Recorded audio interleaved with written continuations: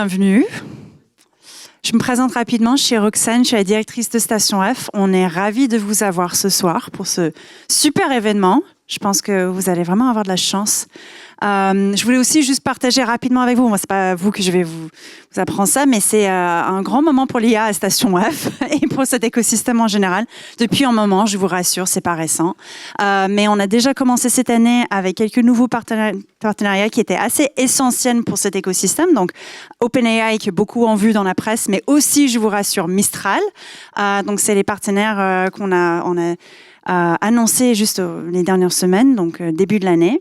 On a 90% de nos startups à Station F qui travaillent sur des sujets de l'IA, donc encore 20% qui travaillent sur d'autres sujets qui sont présents.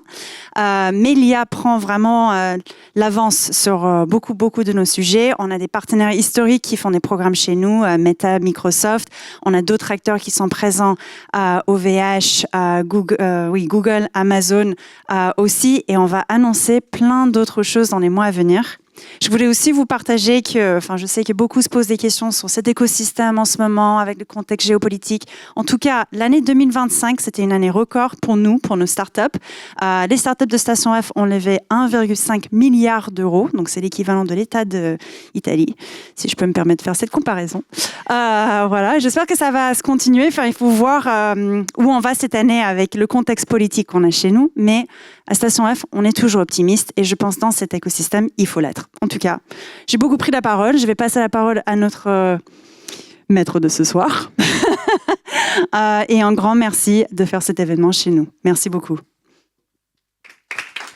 Merci. Merci Roxane pour l'introduction et puis merci pour l'accueil. Bonsoir à tous, merci d'être présents. Alors c'est un moment un peu particulier pour iParis.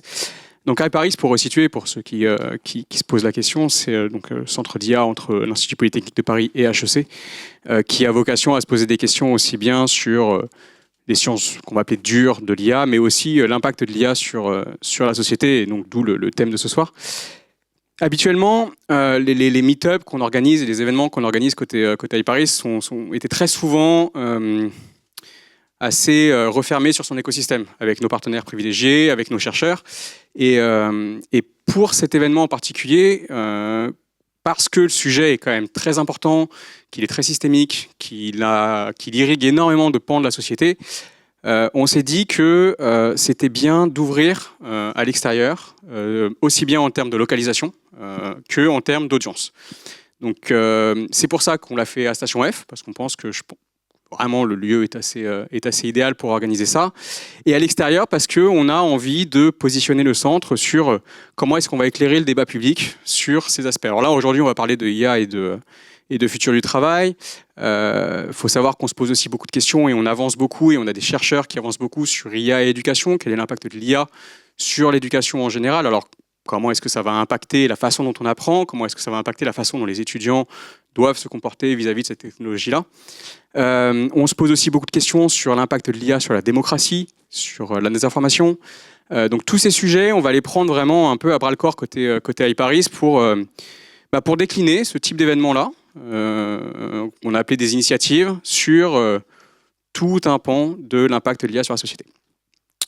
Spécifiquement sur Futur du travail, donc on a la chance d'avoir des intervenants de très très grande qualité. Moi j'ai plein de questions sur l'impact de l'IA sur le travail. Je vais pas aller, vraiment, tout simplement, qu'est-ce que ça va changer? Comment est-ce que le monde du travail va évoluer vis-à-vis de l'IA? Quelle va être la conséquence sur les emplois? On entend beaucoup de choses. Est-ce que ça va créer de l'emploi? Est-ce que ça va détruire de l'emploi? Moi, j'ai ma petite conviction, mais j'ai hâte de vous écouter sur le sujet. Quel est l'impact sur les organisations, sur la politique, sur les systèmes de gouvernance au sein des entreprises? Donc bref, énormément de sujets. J'ai vraiment hâte de vous écouter, d'écouter vos présentations. Il y aura une petite session, si on a le temps, à la fin, de questions-réponses. Dernier mot, un grand merci aux équipes pour l'organisation et un grand merci à toi, Anne-Laure, pour, en tant que modératrice et organisatrice des meet-up, pour ton temps et ton implication sur le sujet. Et je te passe la parole. Merci beaucoup. Merci Vincent. Grâce à Vincent, je n'ai plus besoin de faire d'intro. Vous savez quel est le sujet ce soir. Les meet-up, effectivement, ont toujours eu lieu depuis la fondation du centre. Mais effectivement, on se réjouit ce soir d'accueillir les entrepreneurs après une dizaine de meet-up à peu près à ce stade, qui ont été jusqu'à présent entre nos sponsors et des chercheurs sur des sujets plus techniques, mais néanmoins toujours sur le côté implication sociétale de l'IA. Quelque chose qui nous semble absolument clé pour le centre de garder en tête et sur des sujets qui peuvent être clivants. On a parlé de l'IA et de l'éthique tout l'an dernier.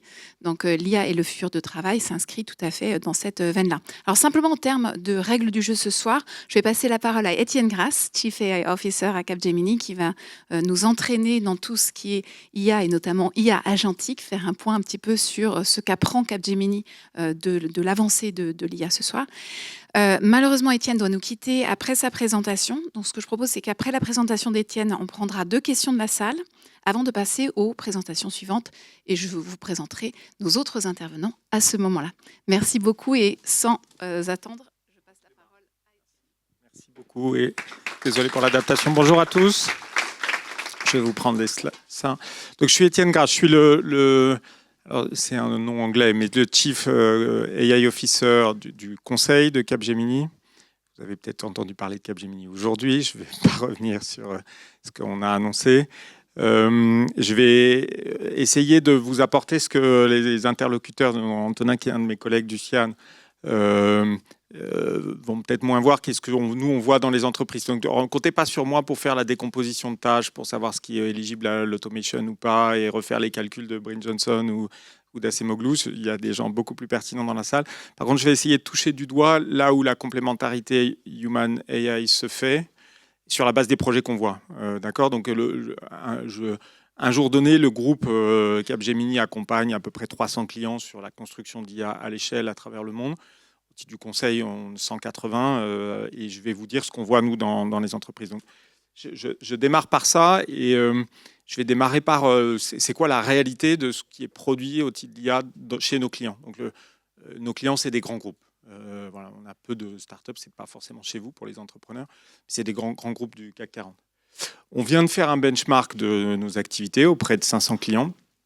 Ce qu'ils nous disent et ce qu'on a réussi à documenter, c'est 80% des cas d'usage IA qu'on déploie sont du Gold Old-Fashioned AI. Okay, on fait encore bien de l'hybridation de modèles, mais on aime bien les vieux modèles. Et, c'est très bien comme ça. En moyenne, quand un client nous confie un projet IA, il attend 8% de gain de productivité. Ce chiffre agace tout le monde chez Capgemini. Il est imprimé dans la tête de tout le monde. Je peux vous donner des projets où on a fait des chiffres sur la même fonction de coding, IT, on a fait 30-40% de gain de productivité, des projets avec le même workflow, le même process, le même client, mais juste une squad différente, et on était à 2-3%. Donc nous, on n'a pas l'obsession des chiffres de gain de productivité, ça c'est ce qui est dans la persistance rétinienne de nos clients. Faire de l'IA pour nous, c'est de faire de l'IT, c'est faire un logiciel. On pourrait parler d'IA physique, j'en parlerai pas là. C'est faire un logiciel. En moyenne, on a 60 sujets de connecteurs, d'APIisation quand on fait un projet IA à traiter. Ça vous parlera peut-être, mais c'est important de l'avoir à l'esprit. C'est la qualité logicielle fait au moins 50%, 60% de la qualité du produit à la fin.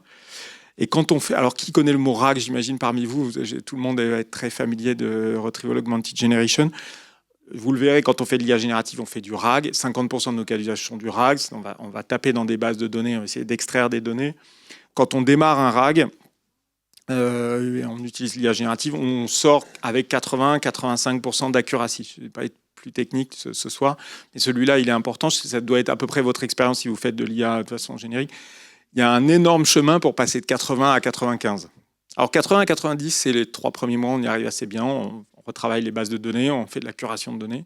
90 à 95, c'est un vrai sujet. Et je peux vous dire, avec tous mes clients, on passe énormément de temps sur l'optimisation des RAG. On a une ingénierie de l'optimisation des RAG, je serais ravi de vous parler, mais qui est principalement, nos projets IA, c'est du traitement de données. C'est ça que je voulais pointer. Et puis quand on déploie de l'IA, c'est particulièrement vrai quand c'est Copilot ou des solutions logicielles, on a une chute d'adoption dès la première semaine d'usage. Il y a de l'excitation dans la première semaine d'usage. Ensuite, on passe à un taux d'adoption qui est à peu près 50% des utilisateurs. Ça peut même descendre très très bas sur Copilot, je vous le dis assez simplement. Donc il y a un sujet de créer des produits qui restent et qui sont utilisés. Okay. Je ne vois pas de regard surpris parmi vous, donc je continue. On a fait pendant 3 ans des Secure GPT, le L'Oréal GPT, je ne vais pas vous faire toutes les entreprises du CAC les unes, elles ont tous leur GPT interne.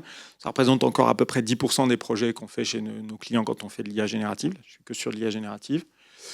On a beaucoup de projets d'IA générative qui font de la génération de contenu, du code ou du marketing, de grandes familles de génération de contenu.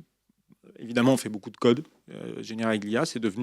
On a 195 clients à un jour donné qui utilisent l'IA générative pour produire du code dans toutes les étapes de la génération de code, les specs, le coding, la rétro-documentation du code, le replatforming d'un code, et puis le testing à la fin. Donc on déploie l'IA sur tout le cycle. La gestion documentaire, aller taper dans des bases de données. Moi, j'ai vu Jean Castex cet après-midi à SNCF, il voulait comprendre les cas d'usage d'IA. Je lui ai dit, écoute, dès que tu as un document de plus de 1000 pages, l'IA va t'aider en fait à accélérer tes usages parce qu'elle va trouver tout de suite l'information pertinente. Donc, considère que le meilleur usage de l'IA, c'est mettre une barre de recherche en fait dans une documentation complexe. Et quand on fait de l'agentic, à date, dans ce qu'on fait, je ne vais pas vous dire ce qu'on prévoit de faire, mais dans ce qu'on fait, c'est 7% de ce qu'on fait en termes d'usage, c'est tout petit. Et on fait du function calling, c'est-à-dire on implémente des logiciels sur des suites ServiceNow, SAP, ou etc. existantes, qui ont déjà constitué leur système of records, et on rajoute des fonctions qui vont faire un appel de fonction à une IA complexe. Les workflows agentic complexes, c'est 1% de ce qu'on fait. Alors ça a énormément de valeur, je le vois partout chez mes clients, je vais passer un peu de temps à vous décrire comment on le fait, mais c'est 1% de ce qu'on fait. Okay, vous pouvez dire que Capgemini est décalé, mais en tout cas, je vous dis la vérité. Le projet typique qu'on a fait chez nos clients ces dernières années, c'est l'assistant pour les équipes de procurement. Donc les slides sont partageables, c'est de vérifier, donc vous pourrez les partager. Je vois tout le monde un peu plisser les yeux. J'ai une base de données qui permet de déterminer mes règles pour signer mes contrats de l'équipe procurement. Je crée un RAG qui va permettre de déterminer les règles applicables. Donc là, c'est pour un grand client du sud de la France qui fait de l'aéronautique. J'ai en fait 16 BU qui ont des règles différentes pour le procurement. Je crée une seule base et le RAG va permettre de finalement générer de façon automatisée un contrat. Ça nous a pris 3 mois pour faire un prototype et puis ensuite on fait évoluer le logiciel, on le remet à jour. Ça crée énormément de valeur. Vous avez des chiffres là qui sont assez spectaculaires. La valeur est dans l'unification des bases documentaires en fait de Airbus. Vous avez compris que je parlais de ce client. Alors, selon les domaines dans lesquels on déploie de l'IA, on a un impact en termes de valeur créée. Une fois encore, je ne vais pas distinguer valeur productivité. Ce serait, je pense, très compliqué de fixer de la frontière. En termes de valeur créée qui est très disparate et en termes de make or buy qui est très disparate. C'est-à-dire, on va dire parfois à nos clients, utilisez une solution de marché ou construisez votre propre solution. Donc, c'est assez simple. Très grosse valeur générée sur le software, le cycle de développement logiciel. C'est devenu d'ailleurs systématique. On perd nos marchés si on n'utilise pas de l'IA générative dans notre cycle de développement logiciel. Et gros gain de productivité, et on le fait sur la base de solutions de marché. On ne va pas recréer un cycle de bout en bout qui permette de faire de la rétro-documentation. On a des solutions internes, nous, Capgemini, mais on ne les utilise pas. La transformation d'un process interne dans les achats, la fonction finance, le légal, de bout en bout, et c'est là qu'on a beaucoup d'agentic, grosse création de valeur, et c'est du make. On refait les suites en permanence. Pourquoi ? Parce que SAP, qui est dans ce monde-là, n'a pas d'IA génératif facile à utiliser, ou très peu, et n'a pas déployé ces solutions agentic. Le support client, pour les clients du groupe Orange, vous allez commencer à avoir un support client qui est totalement avec des voix synthétiques, pour ceux qui sont sur Soch depuis ce mois-ci, c'est mes équipes qui l'ont développé. Il y a énormément de transformation, de création de valeur, et plutôt une stratégie dans laquelle on va vous recommander d'utiliser des solutions de marché. Il y a une ingénierie complexe de faire du support de génération de voix, en fait, entre ce qui relève du modèle génératif et des modèles qui sont anciens NLP, qui sont moins coûteux. Le marketing, on considère que c'est bien de le tester. Il y a énormément de gros clients dans le luxe en France qui ont envie de le tester. Honnêtement, la création de valeur n'est pas évidente pour l'instant, ni en termes de productivité, ni en termes de création de valeur. Et je suis sceptique sur les solutions de productivité ou les solutions d'environnement de travail. Il y a une très belle boîte française qui s'appelle Delos qui le propose. Et en tout cas, sur les solutions, je ne vais pas citer de partenaires technologiques, mais les solutions qui serait adossé à des suites bureautiques, on a énormément de mal à trouver le ROI par rapport à un marché qui serait de l'ordre de $30 par mois et par personne. Ce qu'on connaît partout quand on développe une solution spécifique pour un client à ses usages, c'est quand on fait le pilote. Alors, ça a un nom en économie, peut-être que Yann, tu me contrediras, qui s'appelle Hawthorne Effect.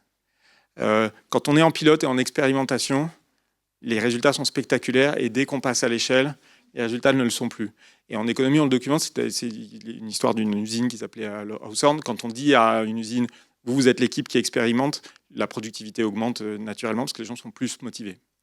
En fait, on vit ça dans le domaine de l'IA, c'est-à-dire quand on fait les pilotes, on a des squads, on leur dit vous êtes expérimentateurs, on a des gains qui sont très forts. Et puis ensuite, on se rend compte qu'il y a un problème d'adoption à l'échelle des équipes, on a un problème souvent de base de données pour passer à l'échelle.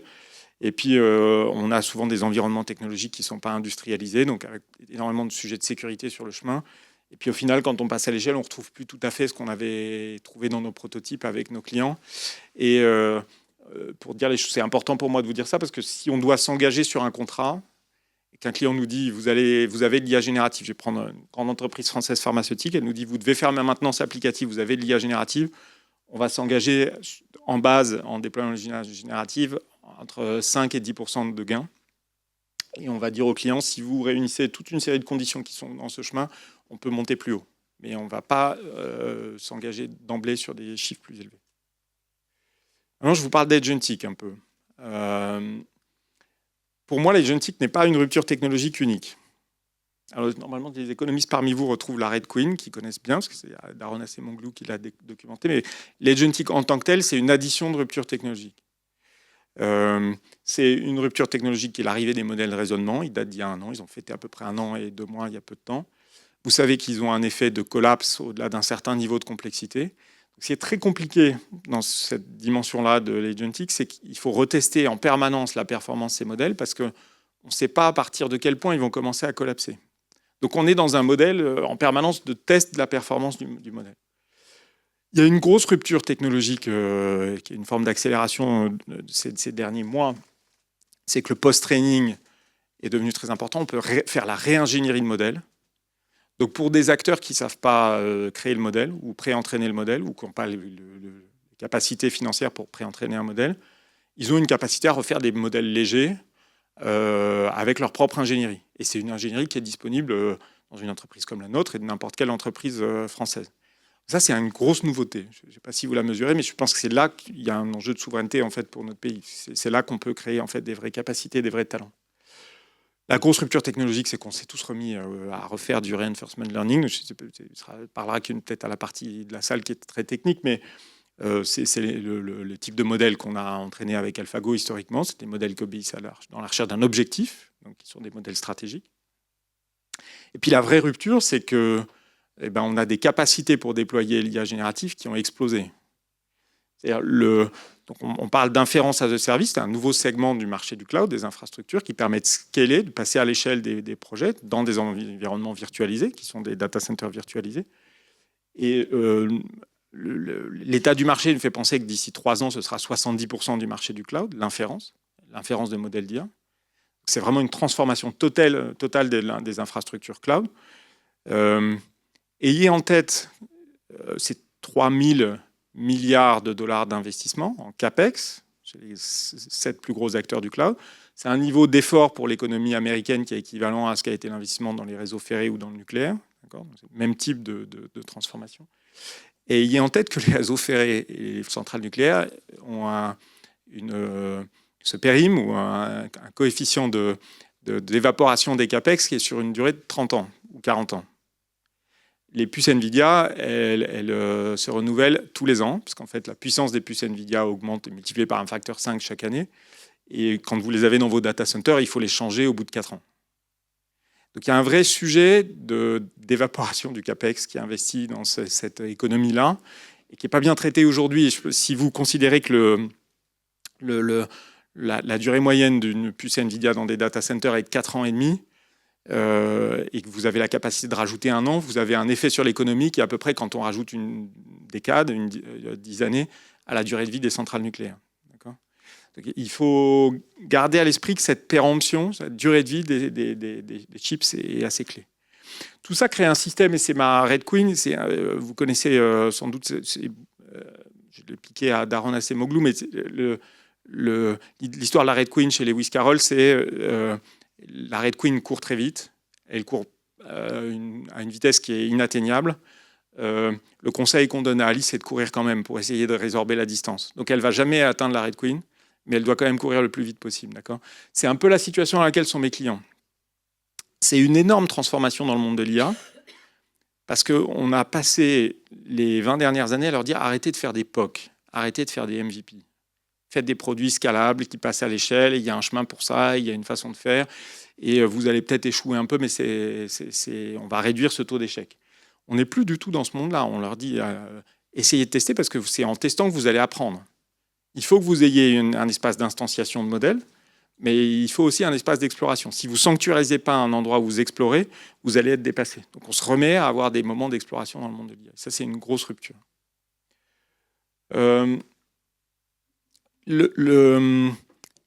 C'est extrêmement compliqué de faire un produit agentic robuste. Ça va peut-être parler à tout le monde parmi vous. Alors là, pour le coup, 100% de mes équipes vont vous dire ça. Un vrai produit, un workflow dans lequel on enchaîne 7, 8, 9 opérations. Je vais vous en montrer quelques-uns. Pour plein de raisons, il y a l'effet de cascade. On enchaîne plein de modèles qui ont tous des problèmes de pertinence, d'accuracy. Il y a l'effet lié à la qualité des données. Il y a des effets de boucles d'apprentissage qui sont difficiles à mettre en place. On utilise l'évaluation du modèle, des modèles agentiques, qui est complexe à trouver. Donc, on fait des mix entre du LLM as judge qui évalue les modèles et puis la notation humaine par des experts. C'est un vrai savoir-faire. Tout ça aboutit à ce qu'à chaque fois qu'on fait un modèle agentique, on est un peu dans l'histoire Alison Gopnik de Stone Soup. Donc, si vous la connaissez, c'est l'histoire de Stone Soup. C'est un conte populaire américain. Vous connaissez l'histoire de la soupe aux cailloux ou pas ? Bon, c'est un conte populaire américain, pour faire simple, dans lequel des gens ont fait le tour d'un village et ont vendu de la soupe aux cailloux en disant que c'était excellent pour nourrir ce village. Et puis ils ont vendu de la soupe aux cailloux, ils ont mis énormément de cailloux dans la soupe, ils ont vendu jusqu'à ce que fait, l'ensemble des gens du village meurent, puisqu'en fait, il n'y a pas de pouvoir nutritif dans les cailloux. Et il y a eu toute une période de débat sur est-ce que l'agentic, c'est des stone soup. Moi, je ne crois pas à l'histoire de la stone soup, et je crois quand même au fait que c'est extrêmement exigeant, côté business, pas côté IT, mais côté business, de créer un produit robuste. Et il faut créer les conditions pour ça. Et donc, l'agentic ne vient pas par magie. Je pense que vous connaissez cette courbe, on la suit, donc elle vient de Meter, c'est la performance des modèles d'agents de bout en bout, elle se mesure à la durée moyenne des opérations qui peuvent être prises en charge de façon complètement automatisée par un modèle d'IA.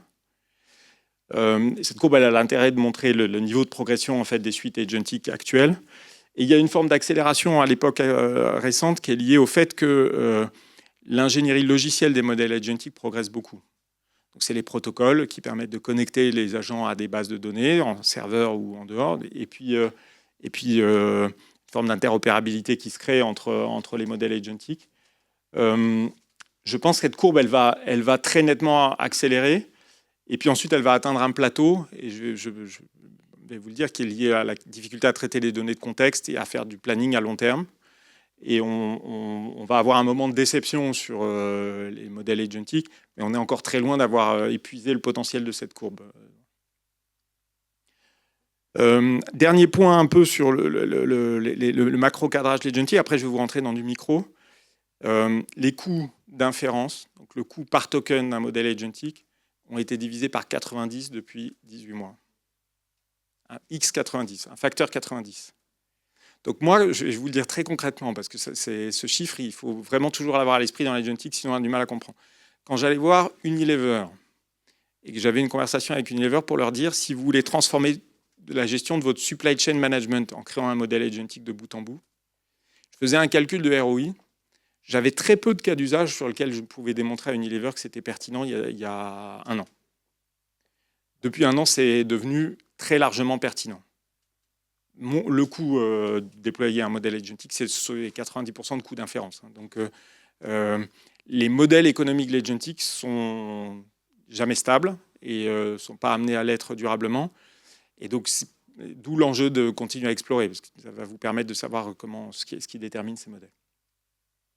Maintenant, je rentre un peu dans le micro, et quand on rentre dans le micro, alors ça peut être très débattu, et je serais ravi d'avoir le débat. La meilleure porte d'entrée que j'ai pour présenter l'agentic à un comité de direction ou à un conseil d'administration, c'est de comparer la révolution qui est en cours avec la transformation de la force de travail, ce qui nous relie au sujet du jour. Donc la comparaison, elle vient, Yuval Harari l'a utilisée en disant, imaginez en fait la révolution des agents IA comme un nombre, je crois qu'il dit 200 millions d'immigrants qui viendraient sur le territoire américain. À l'échelle de l'entreprise, elle est aussi pertinente. C'est imaginez que vous avez une force de travail supplémentaire qui arrive. Alors il y a plein de critiques à faire à cette comparaison. La première est d'anthropomorphiser en fait l'IA, mais elle présente pas mal d'avantages. Et pour moi, qui sont les suivants. Un, elle force à ce que tous les acteurs du COMEX d'un client s'en occupent.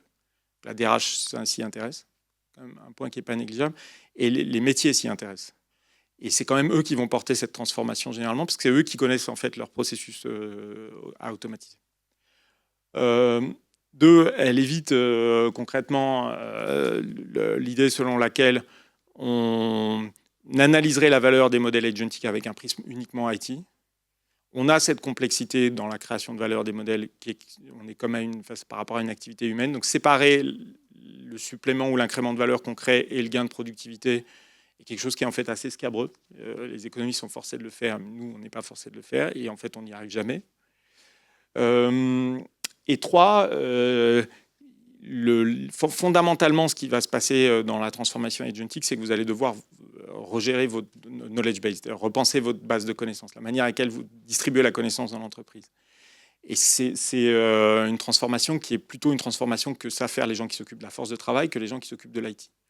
Et globalement, de créer un modèle agentic n'est pas quelque chose qui est très compliqué sur le plan IT. Donc la roadmap type, je vais prendre une grande entreprise pharmaceutique allemande avec laquelle on a construit une roadmap de ce type.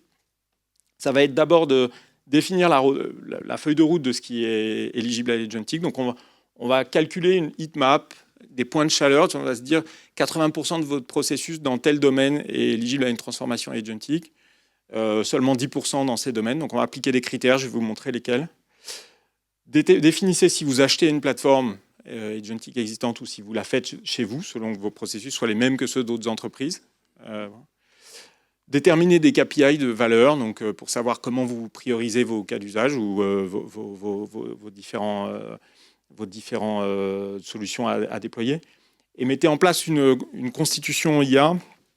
J'y reviendrai, c'est un mot qui vient d'Anthropic, mais qui me paraît clé. À un moment, vous devez déterminer ce que vous voulez vérifier dans ce que livre votre solution agentic. Donc, les biais embarqués, les discriminations, et puis aussi la manière avec laquelle la valeur métier est exprimée dans vos workflows agentic.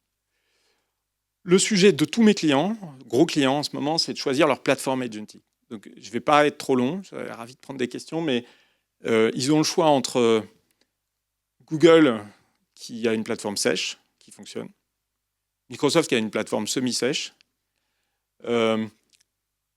des acteurs plus petits et qui émergent à toute vitesse, qui sont les LLM providers. Je vais citer que Mistral, qui s'appelle Mistral Studio, qui a une plateforme qui est en train de se mettre en place. Cohere en a une qui s'appelle North, etc. Mais OpenAI va sortir sa plateforme le mois prochain. Et puis le low-code. Donc le low-code, vous êtes tous, je suis sûr, fans, vous êtes fait vos agents sur N8N, Stack AI, je ne sais pas lesquels sont vos préférés.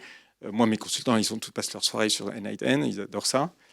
La vérité, c'est que le low-code est super pour des métiers très intensifs en compétences, mais passe pas à l'échelle. C'est-à-dire qu'à un moment, quand vous devez l'intégrer dans votre IT, ça ne marchera pas.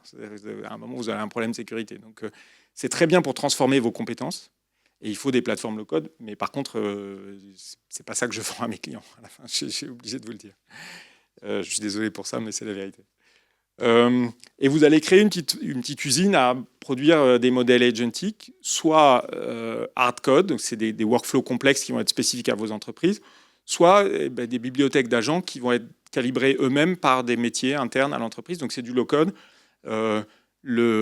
L'équipe légale de grandes entreprises alimentaires françaises va recréer ses propres agents sur étagère avec un workflow hyper simple tel que vous le trouvez dans N8N. Donc vous devez articuler ces deux enjeux. du hard code qui va être pour des opérations complexes et du low code qui va être pour des opérations très simples qui font appel à en fait, d'un modèle d'IA un peu augmenté. Ensuite, vous allez regarder ce qu'il y a dans vos produits d'entreprise que vous vendez à vos clients. Vous allez devoir le transformer aussi. Vous allez l'augmenter de modèle agentic potentiellement. Vous êtes une grande entreprise automobile, ben vous allez créer en fait des modèles d'agents aussi qui vont intervenir. Et puis vous allez transformer votre force de travail. Et là, vous y viendrez, je pense, beaucoup mieux que moi, avec tout un enjeu dans le conseil, on parle strategic workforce planning, c'est-à-dire redesign des métiers. Et au fait, une partie de ces métiers va être automatisée, transformée. Et donc, vous êtes obligé de recréer, c'est du design proprement dit, une dénomination, un périmètre pour ces métiers pour les garder attractifs et les repositionner dans votre organisation. Et c'est très important en fait, que votre entreprise fasse sa mue, c'est-à-dire qu'elle va réallouer les responsabilités, y compris managériales, au moment où les workflows vont être transformés. Alors, c'est un peu abstrait, j'espère pas trop, mais je vais vous montrer comment ça marche sur des exemples très concrets. On le fait sur des processus intensifs en connaissances, la relation client. On fait beaucoup d'agentic pour la transformation des bases de données. Je suis obligé de vous le dire, l'IA se parle à l'IA, hein, mais la remise en l'interopérabilité des données, la reconstruction d'ontologie de données, il y a un très bon combo pour les techniciens parmi vous entre les graphes et les modèles génératifs, deux techniques d'IA qui se complètent énormément. La collecte d'informations en ligne, ça c'est très important dans les secteurs qui sont à forte dimension de relations clients, donc dans les services publics typiquement ou la santé. On a fait beaucoup d'agentic pour sécuriser la compliance, vous m'excuserez pour l'anglicisme, mais je pense qu'elle est le plus clair, vérifier la conformité d'un processus par rapport à des règles métiers qui ont été définies auparavant. Donc, pour prendre l'exemple parce que c'est public, l'ensemble des ministères d'Abu Dhabi a utilisé une solution qu'on a développée qui permet de vérifier la mise en application de leurs règles de comptabilité publique, donc de comptabilité financière. Et c'est une solution qui vérifie juste le respect des règles qui sont fixées par le ministère des Finances et la gestion des risques. Pour savoir si un processus est agentifiable, pardon pour l'anglicisme, on va vérifier qu'il est structuré, qu'il a de la valeur, qu'il est digitalisé, qu'il obéit à des patterns, à des règles claires et qu'il est contrôlable. Si je prends la gestion des claims, des demandes clients d'un grand acteur de l'industrie agroalimentaire suisse, il va très concrètement avoir énormément de mal là. C'est-à-dire qu'il va en fait se rendre compte quand il va faire un workflow agentic qu'il a 140 façons d'appliquer ce workflow en fait dans son entreprise. Il a une variance qui est extrêmement forte. Et le sujet de l'agentic, c'est la variance des process métiers qui sont en cours. Donc je vais vous en montrer un. Donc ça c'est un exemple de heatmap. Donc on est dans une activité de manufacturing chez un client qui est un client japonais. Donc on va dire dans la programmation de la production, on a beaucoup d'activités qui peuvent correspondre aux critères précédents.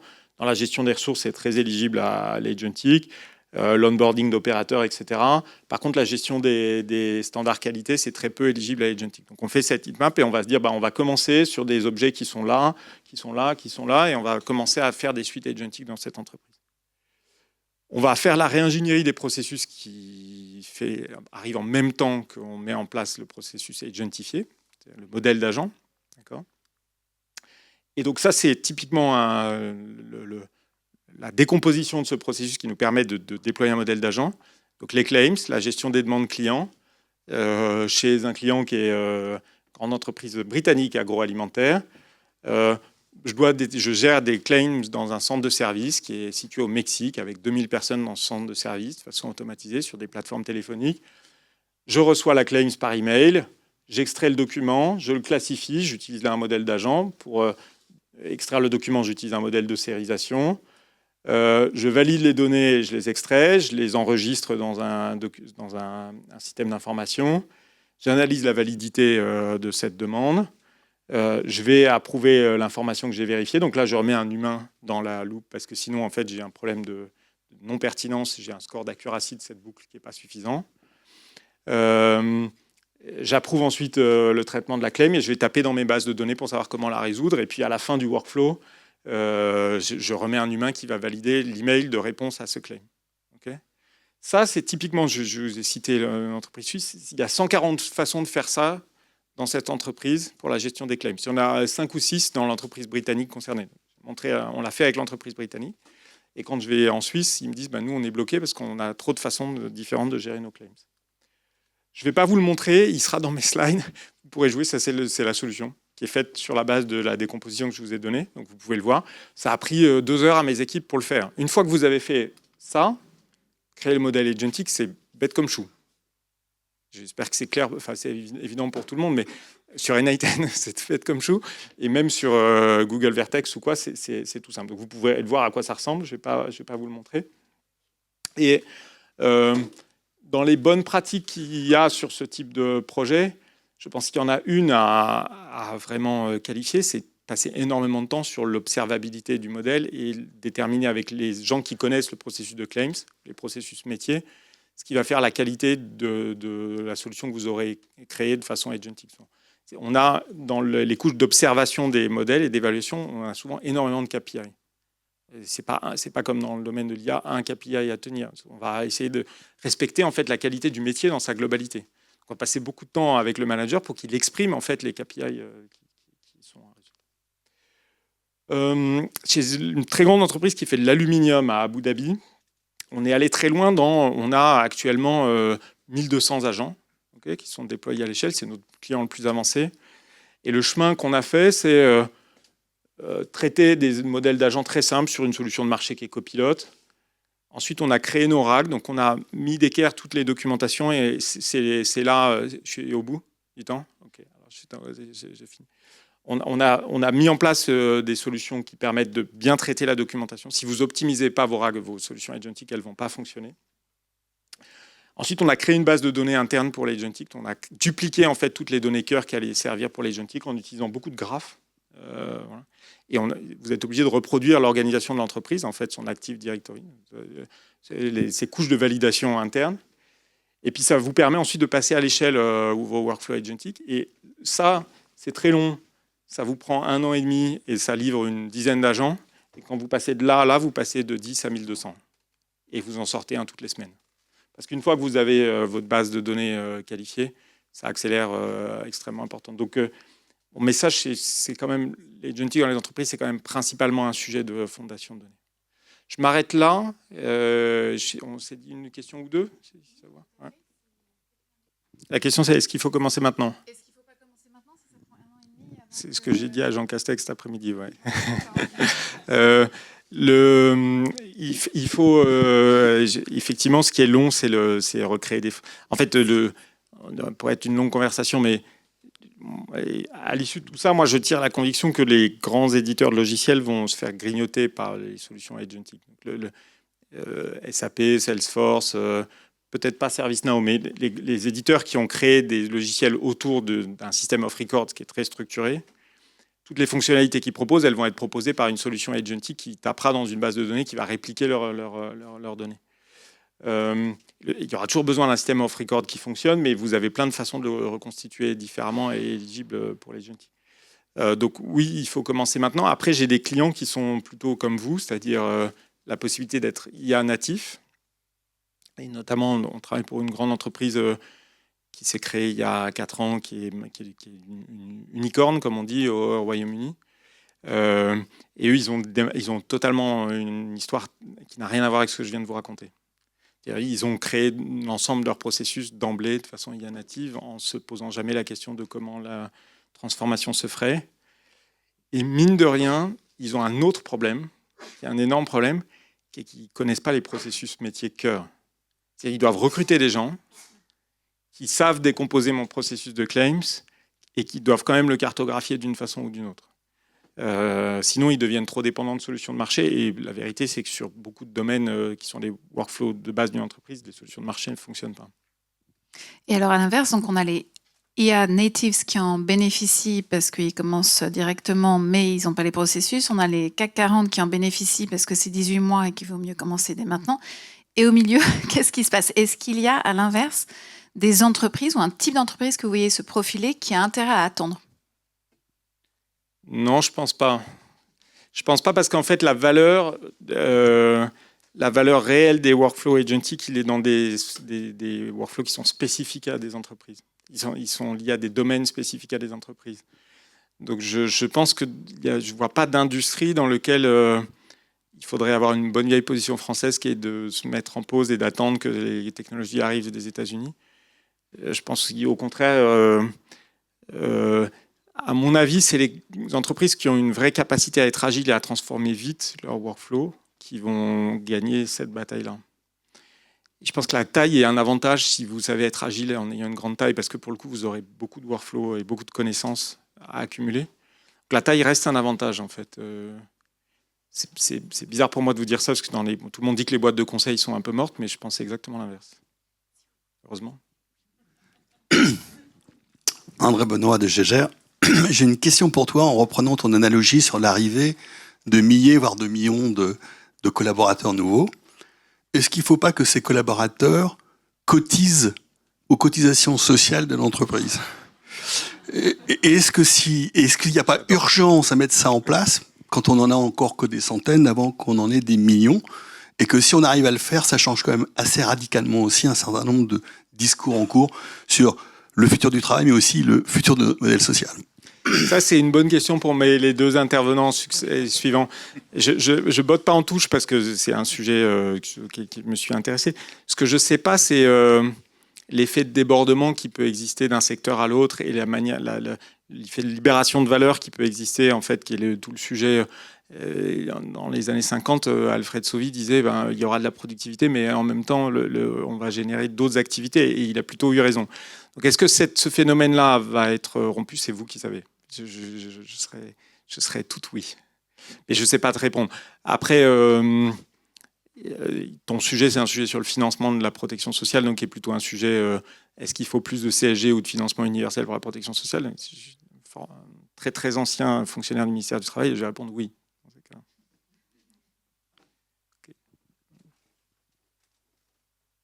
Moi, j'ai une question simple. Vous avez dit que les coûts avaient diminué. Pourquoi ? Alors, les coûts ont diminué pour plusieurs raisons. Et alors, cette étude, je vous ai montrée, elle est confirmée. Par ailleurs, il n'y a rien de plus secret que les coûts d'inférence d'OpenAI. D'accord ? Il y a un papier, vous trouverez dans le Financial Times, si vous êtes sur LinkedIn, je l'ai divulgaché, vous le retrouvez aussi sur mon fil, dans lequel les gens essaient de recomposer les coûts réels d'inférence, parce qu'en fait, OpenAI subventionne, donc les coûts d'inférence coûtent plus cher que la réalité de la consommation d'OpenAI, donc il ne faut surtout pas se fier au prix qu'OpenAI paye. Mais ces coûts ont très significativement baissé, que ce soit le prix ou ces coûts. Principalement par un effet de taille, c'est-à-dire que les infrastructures qui se créent à toute vitesse permettent de baisser les prix. Aussi parce qu'il y a une optimisation du modèle de production de ces grandes fermes d'inférence qui fait qu'on consomme moins d'électricité dans leur fonctionnement. On a de l'électricité nucléaire, donc en fait on arrive à mieux optimiser. 80% des coûts de run d'un data center, c'est de l'électricité, donc particulièrement en France, c'est avantageux de les déployer.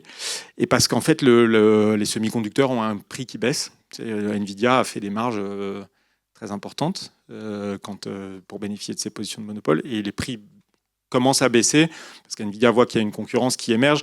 Le marché de l'inférence, c'est 90% Nvidia, et il y a 10% de puces qu'on appelle ASIC qui sont développées par les producteurs de modèles, principalement Google, qui a ses propres puces.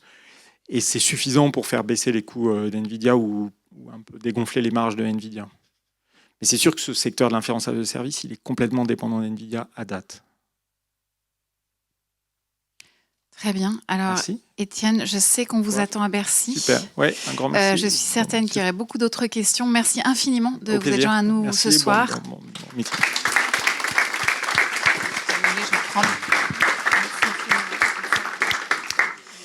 Alors, nous allons attaquer la deuxième partie de ce meet-up et nos conversations, à partir de maintenant, vont durer 15 minutes par intervenant. Parce que plus on avance, plus on arrive vers le cocktail et plus on est fatigué. Donc on raccourcit les présentations. On va avoir notre bloc du milieu, nos deux économistes, Antonin Bergeaud qui est à HEC Paris et Roland Ratelot qui est à l'ENSAE. Antonin, je te propose de commencer, d'ouvrir la danse avec une réflexion sur le marché du travail.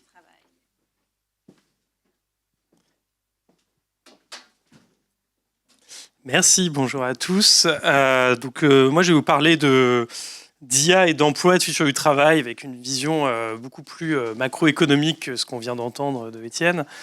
En commençant par ce graphique qu'il a évoqué au tout début de sa présentation. Donc ça, c'est l'approche dont il a dit qu'il ne la présenterait pas, qui consiste à regarder les tâches des métiers pour essayer d'évaluer un petit peu quels métiers sont à risque et surtout quelle part de l'emploi est menacée par l'intelligence artificielle. Alors c'est un graphique qui date maintenant d'il y a 2 ans, donc il est déjà obsolète probablement. Mais l'idée reste, à mon avis, pertinente. En fait, si vous voulez savoir si un métier est impacté par l'intelligence artificielle, il y a 2 dimensions au moins qu'il faut prendre en compte.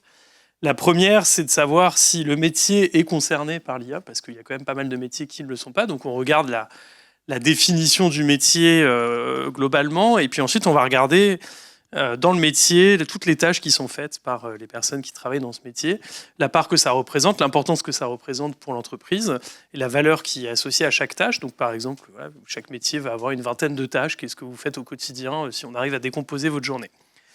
Ça, c'est l'axe désordonné qui est ici. Donc plus vous êtes haut, plus il y a une part importante des tâches que vous faites dans votre journée en termes de ce que ça représente comme valeur et comme temps qui est, compte tenu de ce qu'on peut envisager être les développements de l'intelligence artificielle, qui pourrait être fait par une IA de manière relativement équivalente.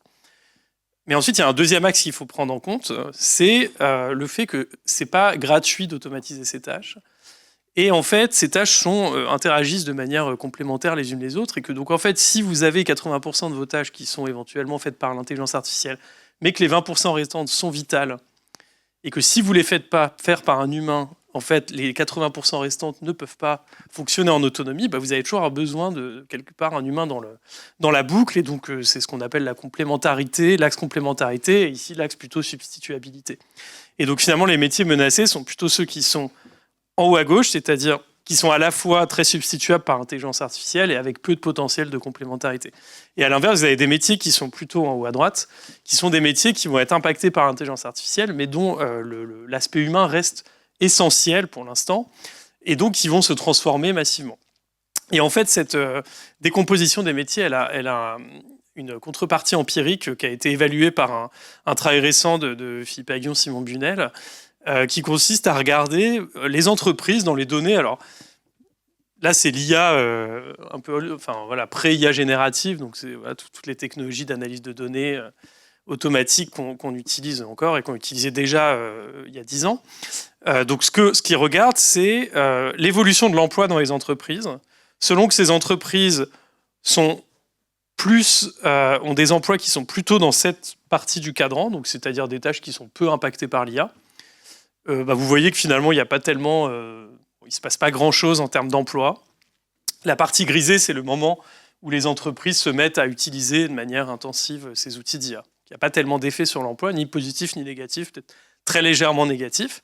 En revanche, si vous vous placez dans cette zone ici, qui sont les métiers très complémentaires, et en fait, avec l'investissement dans l'IA qui est entre 2018 et 2020 ici, vous avez un petit effet positif sur l'emploi. C'est-à-dire que contrairement à ce qu'on pouvait imaginer ou ce qu'on pouvait craindre, ces métiers qui sont impactés par l'IA, dans les entreprises où ils sont très représentés, en fait, les entreprises qui ont fait la démarche d'adopter des méthodes d'intelligence artificielle ou d'automatisation de l'analyse ont grossi et se sont mis à recruter davantage en fait, que les quelques métiers éventuellement qu'elles auraient pu automatiser.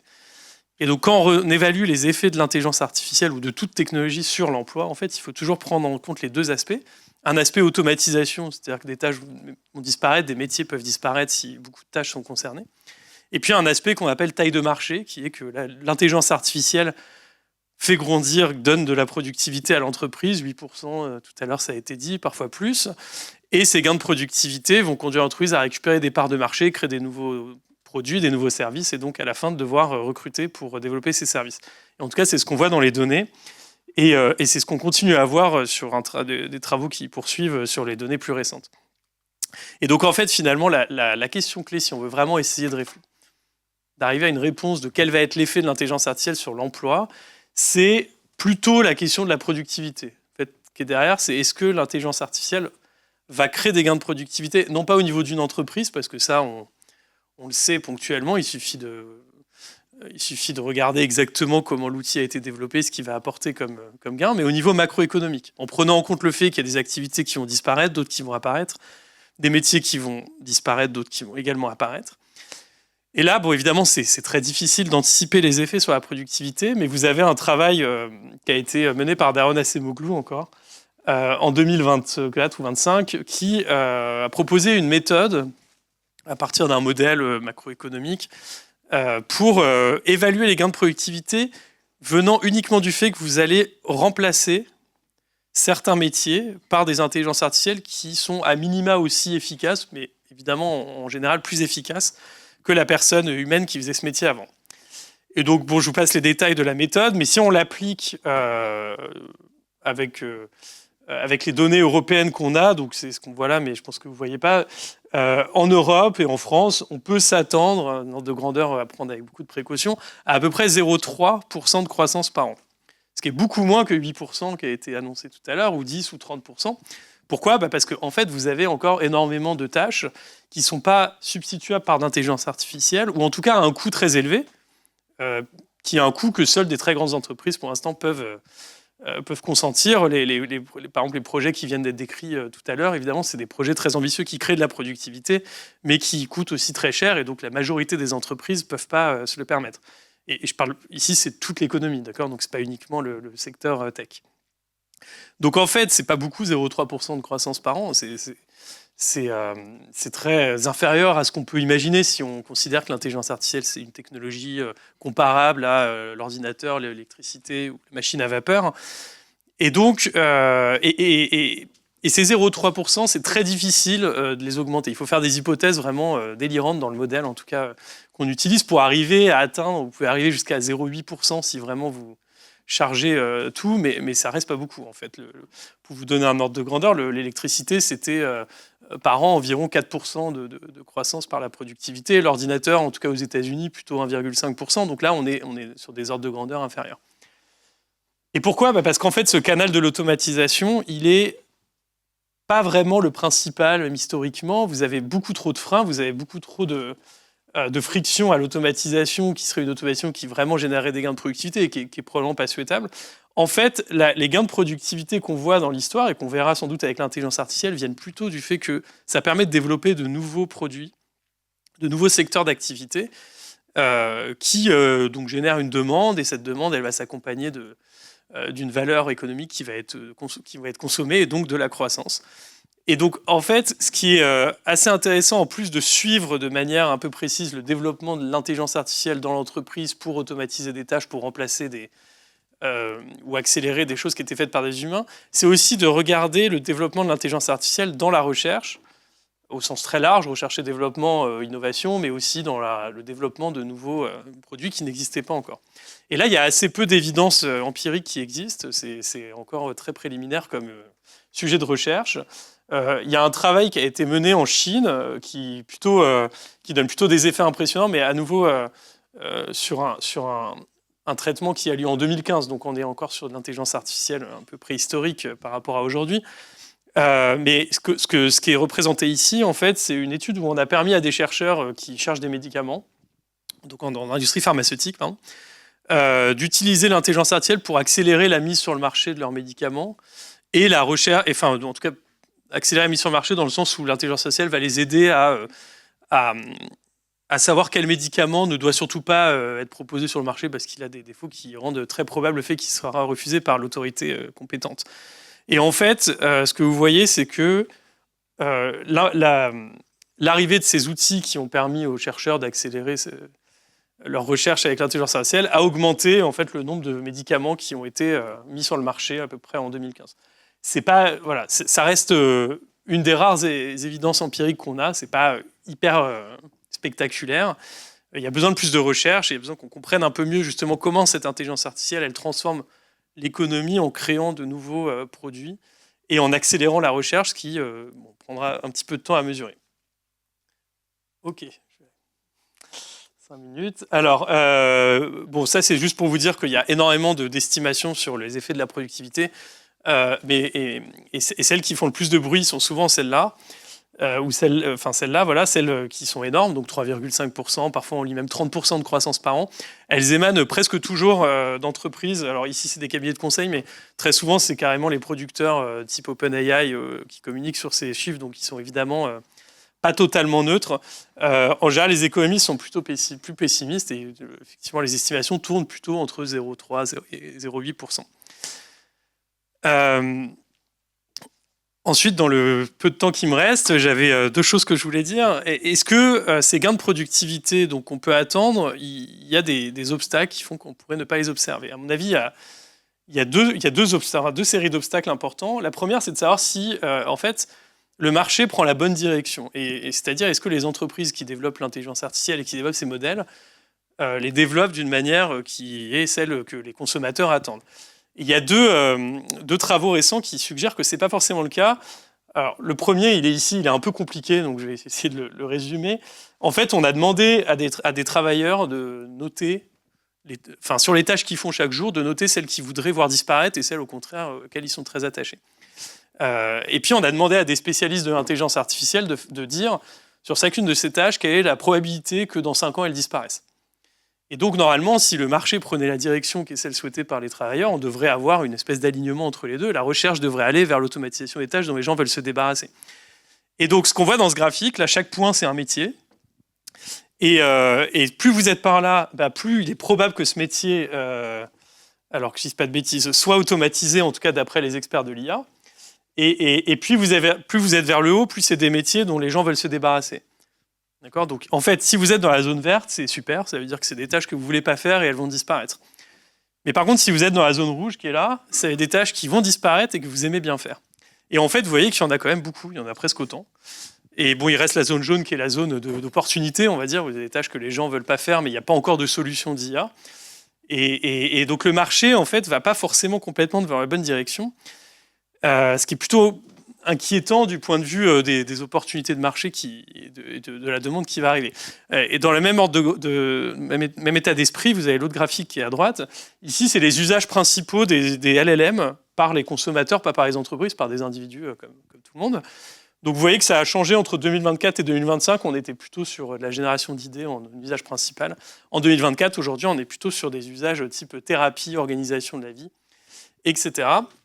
Qui, sur ces usages individuels, en fait, si on regarde, la demande en LLM principale, c'est pas quelque chose de très compliqué. En fait, des petits modèles le font très bien. Des petits modèles qui peuvent tourner très rapidement, qui tourneront sur votre téléphone localement. Et donc, en fait, toutes ces dépenses d'infrastructure, tous ces investissements qui sont mis dans l'IA pour accélérer l'inférence, pour augmenter la puissance des modèles, s'intéressent à un usage qui n'est pas le principal, en tout cas par les consommateurs. Et donc, à un moment, probablement, il y aura aussi un changement de la demande vers des modèles plus petits et beaucoup plus faciles d'usage. Du coup, vu qu'il me reste 1 minute, je vais juste finir sur un point parce que ça a été évoqué. 2 minutes, pas encore mieux. Donc, vous avez peut-être vu ces graphiques qui ont été beaucoup diffusés. En fait, ici, c'est aux États-Unis. Donc, les chercheurs ont regardé l'emploi en fonction de l'âge des individus dans certains métiers dont ils pensent qu'ils sont très impactés par l'intelligence artificielle. Donc, vous voyez ici, vous avez les développeurs logiciels et puis services clients. En bleu, c'est les jeunes, c'est entre 22 et 25 ans. Et puis en orange, c'est 26-30 et puis ensuite les autres. Et donc, ce qu'on voit, c'est qu'à partir de 2022 novembre, donc c'est à peu près ChatGPT qui sort, vous avez une baisse très nette de l'emploi dans ces métiers, qui se voit dans plusieurs métiers très impactés par l'intelligence artificielle. Alors, c'est une courbe qui a fait pas mal de bruit, qui a fait aussi très peur, qui aussi recoupe quand même quelques anecdotes qu'on entend et quelques éléments qualitatifs qu'on peut voir quand on discute avec des recruteurs ou des CEO de métiers, d'entreprises très concernées. Il y a une étude qui est sortie la semaine dernière qui suggère que c'est à prendre avec beaucoup de précautions, ces courbes. Parce qu'il se trouve qu'en 2022, vous avez aussi un grand mouvement de politique monétaire aux États-Unis qui probablement explique une partie de la tendance, mais ça reste un débat ouvert. Et en fait, qui est aussi... parce qu'il y a quand même de toute façon un problème avec l'emploi des jeunes et l'intelligence artificielle qui est clair, même si on ne le voit pas encore dans les données. Et je pense qu'avec ces questions d'intelligence artificielle et la demande d'avoir tout de suite des réponses très rapidement, il y a un problème qui se pose, c'est qu'on a des données qui sont ou bien très haute fréquence, mais pas forcément fiables, et en plus il y a une course à la publier rapidement. et des données qui sont fiables, administratives, mais qui arrivent toujours trop tard. Par exemple, aujourd'hui, on a des données en France jusqu'en 2023, donc pour analyser les effets de l'IA, c'est pas idéal. Donc on arrivera toujours avec 2-3 ans de retard pour confirmer ou infirmer les éléments qu'on voit. Et ça, c'est un petit peu problématique parce que le temps de la recherche, finalement, n'est pas très cohérent avec la demande très légitime en réponse sur ces questions. Il y a une autre étude qui est sortie très récemment, en décembre, que je trouve aussi intéressante, qui est que, en fait, vous avez beaucoup d'évidence que les gens utilisent l'IA au travail. Alors, on ne parle pas des outils qui ont été présentés par Étienne, on parle d'IA vraiment pour type IA générative qu'on utilise tous. En fait, souvent ne veulent pas le révéler. Et en fait, cette étude demande aux gens d'associer des mots aux personnes qui utilisent les LLM au travail. Et vous voyez, les mots qui ressortent le plus, c'est paresseux, incompétent. Enfin, celui qui ressort le moins, c'est compétent, etc. Donc, il y a un a priori très négatif sur l'usage des LLM au travail, qui est aussi un gros frein à la diffusion. Tout simplement parce que pour l'instant, on considère que c'est une forme de triche. Et donc, on ne va certainement pas révéler à ses collègues et encore moins à son manager qu'on utilise de l'IA. Ce qui limite forcément la restructuration qui a été décrite notamment par Étienne. Non, c'est pas en France. C'est au Royaume-Uni, je crois. Voilà, cette fois, c'est bon. Merci beaucoup.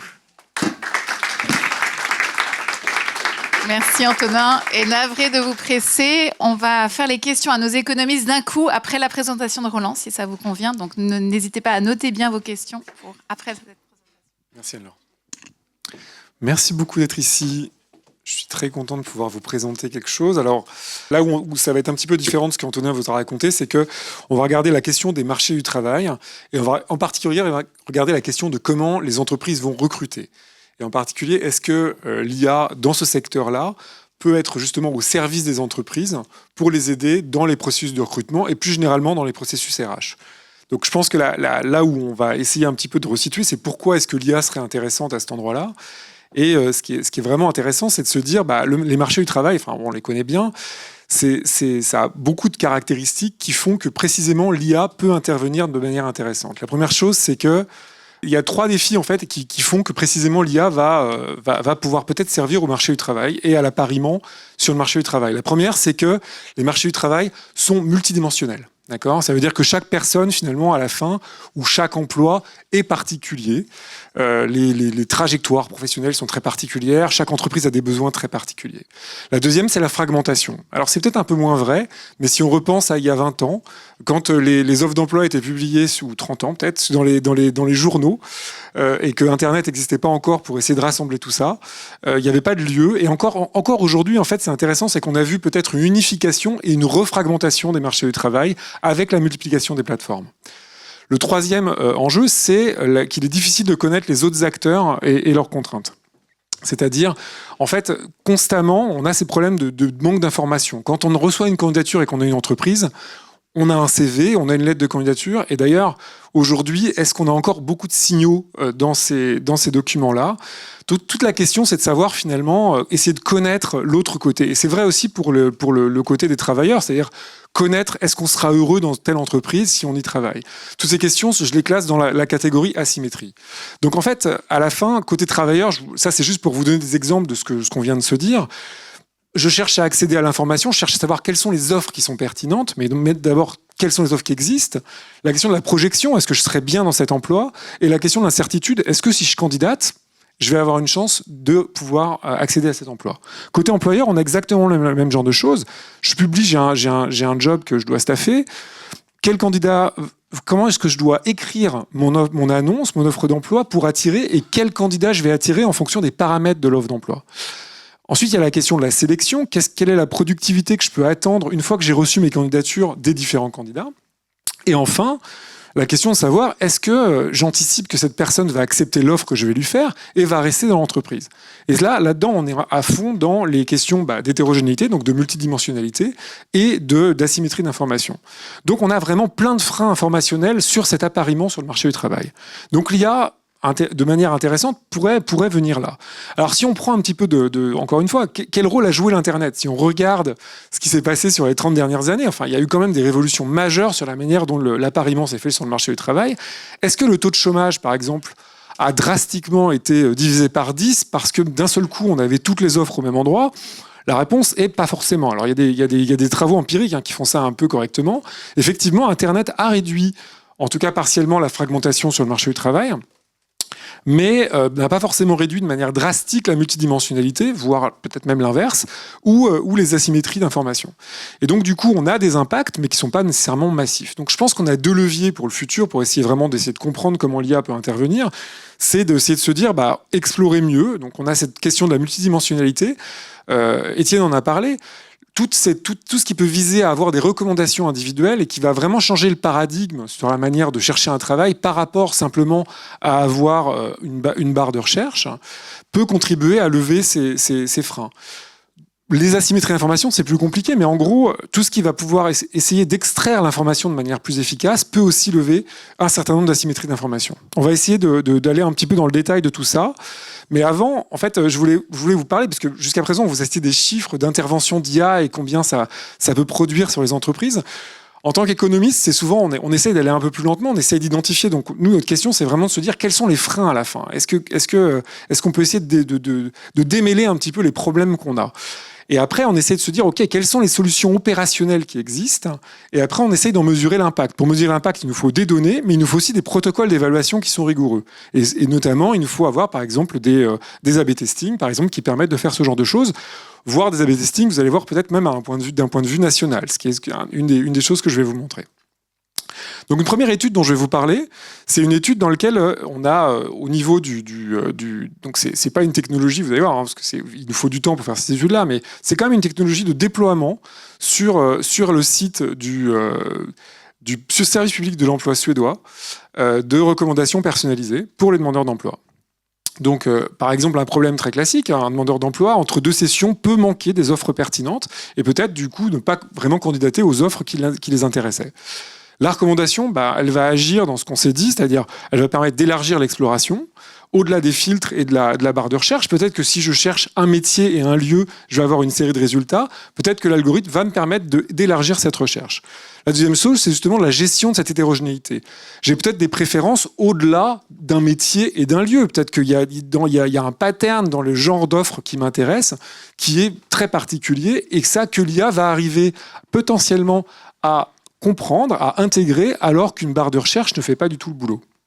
Donc à la fin, ce qu'on a fait, c'est justement de tester en live ce qui s'est passé quand on mettait ces algorithmes à l'échelle. Donc vous avez un QR code, si jamais le papier existe, vous pouvez le regarder si jamais ça vous intéresse. Donc en gros, la plateforme, elle ressemble à ça. Ça, il y a une barre, vous tapez comme d'habitude un métier, un lieu, et puis ça vous donne une liste de résultats. Cette liste de résultats, elle ressemble plus ou moins à ça. Ensuite, vous allez cliquer sur les différents jobs. Jusque-là, très classique. L'innovation, ça a été, et vous allez voir, c'est une innovation qui a été une innovation pour ce site. C'est-à-dire que c'est quand même le site qui ressemble la plupart des offres d'emploi au niveau national en Suède. Ça a été d'ajouter cette barre ici. C'est une barre de suggestion. Et cette barre de suggestion, elle a été obtenue comment ? Elle a été obtenue par un algorithme qu'on a entraîné sur l'historique récent des 30 derniers jours de clics. C'est un algorithme très simple. Il n'y a vraiment pas grand-chose Mais bon, c'est quand même un petit peu de l'IA, au sens où on essaye vraiment d'utiliser l'information de manière déstructurée pour tirer un algorithme de recommandation.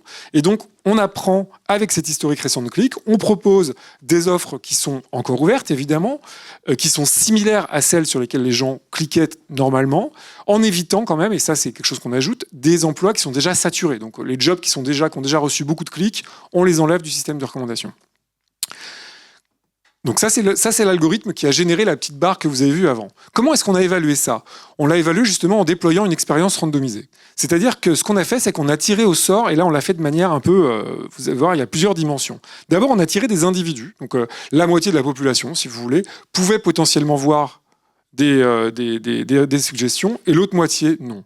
D'accord ? Au niveau de la totalité des clients de Suède Travail, si vous voulez. C'est un néologisme. Ce qu'on a tiré au sort aussi, c'est les offres d'emploi. D'accord ? Donc ça veut dire qu'il y avait la moitié des offres d'emploi qui étaient mises potentiellement dans le système de recommandation et la moitié qui n'étaient pas mises. Donc vous pouvez aussi faire cette comparaison-là. Et aussi, ce qu'on a fait à la fin, c'est qu'on a tiré au sort des marchés. C'est-à-dire qu'on a défini une interaction entre un niveau de qualification et une zone d'emploi, et on a retiré le système de recommandation de la moitié des marchés. Pourquoi on a fait ça? Parce qu'en fait, une grosse question qui va se poser, c'est que ce qu'on veut savoir, c'est quand on aide quelqu'un, est-ce que ça se fait au prix ou au détriment d'autres individus qu'on n'a pas aidés? Notamment, est-ce ce qu'on fait, c'est juste redistribuer les emplois, finalement? Là, l'intérêt, c'est qu'on va avoir des marchés dans lesquels il n'y a pas le système de recommandation, qui sont quelque part pas affectés du tout, et donc on va pouvoir voir ce qui se passe pour les entreprises qui sont affectées par le traitement, versus les entreprises qui sont justement dans ce groupe de super contrôle non affectés par le système de recommandation. En gros, qu'est-ce qui s'est passé? Donc on utilise les données qu'on a sur les utilisateurs, et le premier résultat qui franchement m'a étonné personnellement, c'est qu'il y a un résultat 0 sur le nombre de clics et sur le nombre de candidatures. Alors au début, on a eu un peu peur, on dit il y a un problème avec l'algorithme, il y a eu un problème de mise en place. En fait, non. Ce qu'on voit, c'est qu'il y a une augmentation assez nette de candidatures sur les annonces qui étaient recommandées, mais au détriment des annonces qui n'étaient pas recommandées. Donc ce que font les demandeurs d'emploi, dans ces cas-là, c'est de réallouer leur candidature des annonces non recommandées vers les annonces recommandées. Mais au total, ils ne candidatent pas plus. D'accord ? Premier résultat. Un peu étonnant pour nous, parce qu'on s'était dit que globalement, ça augmenterait peut-être les candidatures, mais ce n'est pas le cas. Deuxième résultat, maintenant on a regardé ce qui se passait pour ces individus qui étaient là, est-ce qu'ils retrouvent un emploi et quel genre d'emploi ils retrouvent. Ce qu'on voit, c'est qu'il y a un effet positif du fait de retrouver un emploi, mais qui est de l'ordre de 0,6%. Est-ce que c'est beaucoup ? C'est quand même à l'échelle nationale, donc c'est pas complètement zéro. Ce qui est intéressant, c'est que les gens qui en bénéficient le plus, c'est les moins diplômés et les offres les plus anciennes. Donc c'est au départ tout ce qui est le deux côtés du marché du travail qui ont le plus de mal à se matcher, qui en bénéficient davantage. Et donc ça, ce qui est intéressant, c'est que dans ce cas-là, l'IA a plutôt tendance à être égalisateur. Dernier effet, et ça aussi c'est assez intéressant, c'est de voir qu'au niveau des marchés, quand on compare marché traité avec marché non traité, on voit que la taille des entreprises dans les marchés traités augmente suite à la mise en place du système de recommandation. Est-ce qu'il augmente beaucoup ? Non, mais ça aurait été bizarre. Si je vous avais dit que la taille des entreprises, de toutes les entreprises dans les marchés traités augmentait de 10%, vous ne m'auriez pas cru. Ça augmente de 0,3%. Donc la mise en place du système de recommandation semble avoir vraiment créé de l'emploi de manière nette. Donc un message à retenir ici, c'est qu'on a une intervention qui coûte pas cher et qui a réorienté les candidatures. Moi, je pense que ce que ça révèle fondamentalement, c'est qu'il y avait un problème d'exploration et de projection sur le marché du travail. Donc si j'avais pu parler beaucoup plus longtemps, je vais vous l'évoquer de manière courte. La deuxième étude, qui est beaucoup courte de toute façon, qui est d'essayer d'utiliser l'IA pour réduire des coûts de sourcing. Donc là, c'est un cas très simple, c'est un cas d'usage. Vous prenez des RH qui doivent non seulement étudier les candidatures qu'ils reçoivent, mais de temps en temps aussi aller sourcer dans des CVTech des nouvelles candidatures. Là, ce qu'on a déployé, c'est donc dans cette étude-là qui est très récente, c'est un chatbot qui va automatiser une des tâches des RH qui consiste à la tâche, donc c'est parmi le sourcing, on a ce chatbot de SMS qui va prendre contact et collecter un certain nombre d'informations auprès de potentiels candidats. Et pareil, on a tiré au sort les entreprises qui étaient éligibles. Donc là, le contexte, c'est un intermédiaire du marché du travail. Et il y a certaines entreprises qui vont pouvoir utiliser le chatbot et d'autres qui ne vont pas l'utiliser. Donc je ne vous montre pas l'effet du chatbot, mais en gros, que fait le chatbot ? Juste de contacter les individus, de leur dire « bonjour, est-ce que vous êtes intéressé par telle offre ? Est-ce que vous êtes disponible pour pouvoir travailler dans ce boulot ? Est-ce que ça vous intéresse ?» Et après, ça redonne cette information-là au RH qui ensuite va l'utiliser pour valider ou non la candidature. Qu'est-ce qu'on voit ? On voit qu'il y a un effet très massif sur les embauches. Une augmentation de 10 à 15% des embauches qui sont liées au chatbot par rapport à pas avoir de chatbot, c'est-à-dire business as usual, prenez son téléphone, envoyez des mails. Pourquoi est-ce que ça a fait et comment est-ce qu'on peut expliquer ces résultats ? Donc les mécanismes, c'est que ce qui est intéressant, c'est que ça a joué sur le fait que les conseillers sourçaient effectivement davantage de candidats, donc ça accélérait le sourcing. Mais ce qui est intéressant aussi, c'est qu'ils faisaient aussi du meilleur boulot sur d'autres tâches, comme par exemple la présélection de candidatures déjà reçues. Donc ce qui semble avoir eu lieu, c'est que pour une même annonce, ce qu'on voit très clairement, c'est que quand on a le chatbot, on libère du temps sur la tâche de sourcing et donc peut passer plus de temps sur la tâche de présélection. Donc l'IA a eu un impact ici positif sur non seulement la tâche sur laquelle il a été employé, mais aussi par la libération du temps sur l'efficacité de l'autre tâche qui était la tâche de présélection. Donc ça, c'est intéressant parce qu'on voit aussi que les conseillers qui ont davantage d'offres d'emploi qui sont exposées à ce chatbot, globalement aussi bénéficient même aux offres qui ne bénéficient pas des chatbots. Donc il y a vraiment ce côté-là. Et je vais donc conclure sur le fait que donc l'IA peut faire vraiment des choses sur l'appariement en termes d'exploration, mais aussi de qualification, ce qu'on a vu sur le chatbot. Et donc les prochaines étapes, il me semble qu'elles sont assez... moi, il me semble que c'est un sujet là qu'on est vraiment en train d'explorer. On a une bourse de recherche pour le faire, qui est vraiment de distinguer les problèmes de création. Est-ce que les problèmes vraiment pour une entreprise, elles sont quand il y a création de l'offre, parce que je ne connais pas vraiment mon marché, et donc l'IA peut m'aider, ou est-ce que c'est vraiment la sélection des candidatures dans lesquelles ces asymétries d'information sont réelles? Et donc, notamment, il y a cette question qu'on n'a pas vraiment évoquée, qui est la question de la crédibilité de l'information qui est contenue dans les candidatures, et dans lequel aussi l'IA peut aider. Donc les 2 projets en cours qu'on a là-dessus, c'est essayer de fournir de l'information sur le marché au moment de la création des offres, et un autre projet qui est d'enrichir l'information sur les compétences à destination des entreprises en utilisant notamment de l'IA. Et donc si jamais vous avez, en tant qu'entreprise, vous êtes intéressé par travailler là-dessus, on peut bien sûr en parler, parce que c'est des projets qu'on mène avec des intermédiaires, mais aussi avec des entreprises. Donc ça nous intéresse. Merci beaucoup.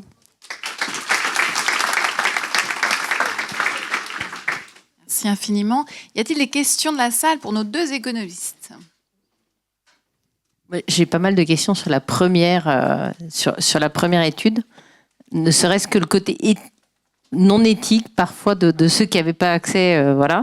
Mais en fait, ma question, elle est plutôt... parce que ça, c'est un débat, enfin, comment vous avez fait cette étude, il y a un côté éthique qui me choque un peu, mais surtout, quand on sait que les CV sont faits par l'IA, les offres d'emploi sont faites par l'IA, et qu'on veut des patterns spécifiques, du coup, l'IA par la IA via un filtre IA, et on espère que quand même, il y aura une meilleure employabilité. Alors, sur les aspects éthiques, il faut être très clair, parce qu'on essaie de faire les choses correctement. On est soumis à des règles d'éthique, donc on a fait évidemment on a un comité d'éthique qui valide ex ante au niveau international. Enfin, c'est relativement bien fait. Et en fait, pour en dire un mot, parce que c'est quand même important, on est donc autorisé, sous certaines conditions, à faire ce genre d'expérimentation quand il n'y a pas eu d'effet démontré. C'est-à-dire qu'on ne sait pas au départ si ce genre d'intervention va être positif ou négatif et pour qui. Et dans la mesure où on peut apprendre ça, on a le droit de faire ce genre de choses. À partir du moment où on sait que c'est positif, on doit généraliser. D'accord ? C'est ça, en général, ce qui se passe pour l'éthique.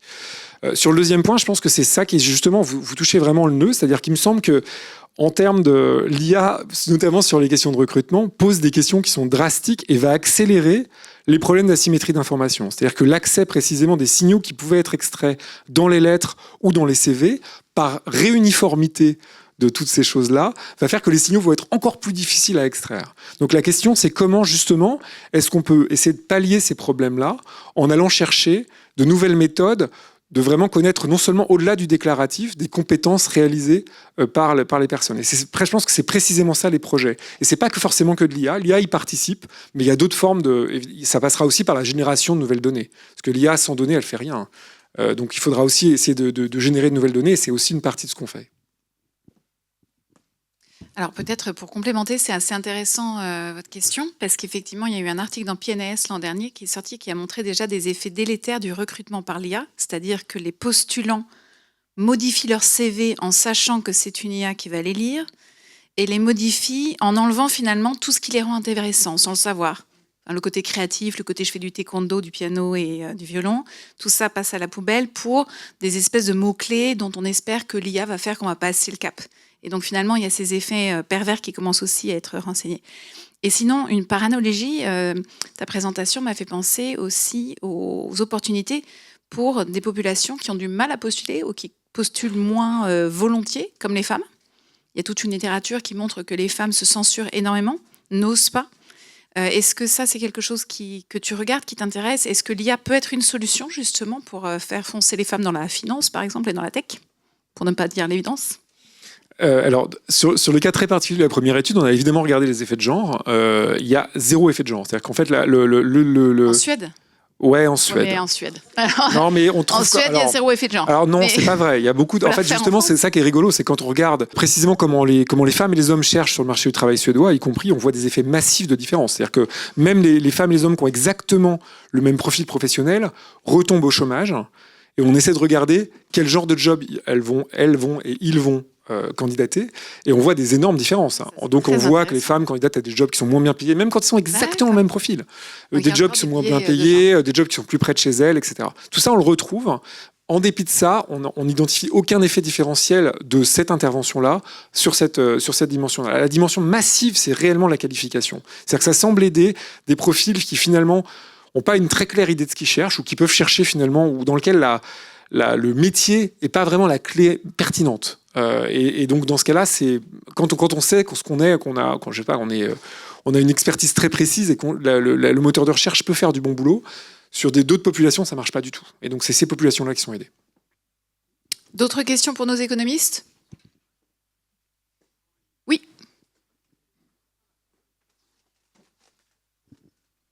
Moi, ma question, c'est sur donc la coopération entre les métiers, les activités et les niveaux de rémunération. Donc, on peut imaginer que l'IA va s'intégrer tout ou partie dans tous les métiers, plus ou moins.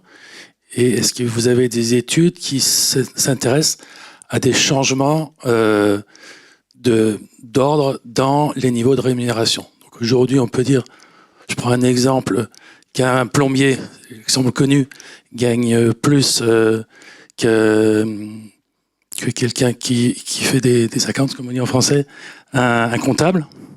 Est-ce qu'on peut imaginer que par l'IA, dans 20 ans, un boulanger gagne plus qu'un directeur financier? Je ne connais pas d'études qui regardent, enfin en tout cas qui démontrent un effet sur les salaires. Je pense que c'est encore trop tôt pour le voir. Ce qu'on voit sur l'emploi suggère, notamment des jeunes, suggère qu'on devrait attendre un effet sur les salaires. Maintenant, il y a deux points. Il y a un premier point, c'est qu'effectivement, si l'IA crée des gains de productivité, il y a normalement une redistribution de ces gains de productivité vers les hauts salaires. Mais en fait, le deuxième point, c'est en général celui qui récupère la partie de la chaîne de production au sens large, qui récupère la rente, c'est la partie qui devient rare. Et avec l'IA, c'est pas évident de savoir quel est le facteur qui va devenir rare. Peut-être que ça va être l'énergie, et donc toute la rente va aller vers le secteur énergétique. Peut-être que ça va être justement des compétences qui vont devenir de plus en plus rares parce que on aura oublié de les former pendant des mois et des années et que en fait, le peu de personnes qui vont les avoir dans l'entreprise vont devenir précieux. Et donc l'effet sur les salaires, qui est vraiment une variable d'équilibre qui arrive à la fin, est vraiment extrêmement compliqué à anticiper. A priori, quand il y a une rupture technologique, comme celle qu'on voit, il y a un effet plutôt d'augmentation des inégalités. C'est-à-dire qu'il y a une partie de la population qui en bénéficie parce qu'elle a su s'adapter. Et éventuellement, elle devient rare et précieuse. Et puis une grosse partie qui doit se réinventer et qui plutôt a une baisse de niveau de vie. Donc on va voir si c'est ce qui se passe avec l'intelligence artificielle. La différence avec l'intelligence artificielle, c'est que la raison pour laquelle on a cet effet d'inégalité, c'est que la technologie était biaisée vers des compétences très spécifiques, scientifiques, difficiles à former. Avec l'IA, c'est pas évident que ce soit celles-là qui vont devenir rares. L'exemple du plombier est très bon, hein, puisque en fait, c'est peut-être plutôt les compétences manuelles qui vont devenir rares, et donc plutôt au contraire tasser les inégalités plutôt que ce qu'on s'attendrait à voir. Bonsoir. Vous parliez de l'impact sur le volume d'emploi et le volume du marché du travail.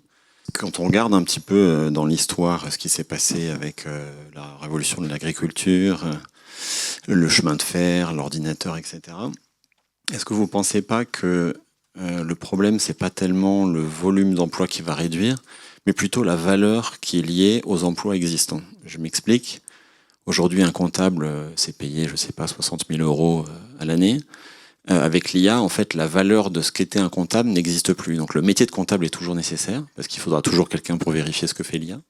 En revanche, il n'a plus de valeur. Donc le problème n'est pas tellement un effet de volume, mais un effet de valeur du travail au niveau macro, hein, je veux dire, surtout sur l'ensemble des emplois qui sont touchés par l'IA. Donc est-ce que c'est vraiment un problème de volume, un problème de valeur?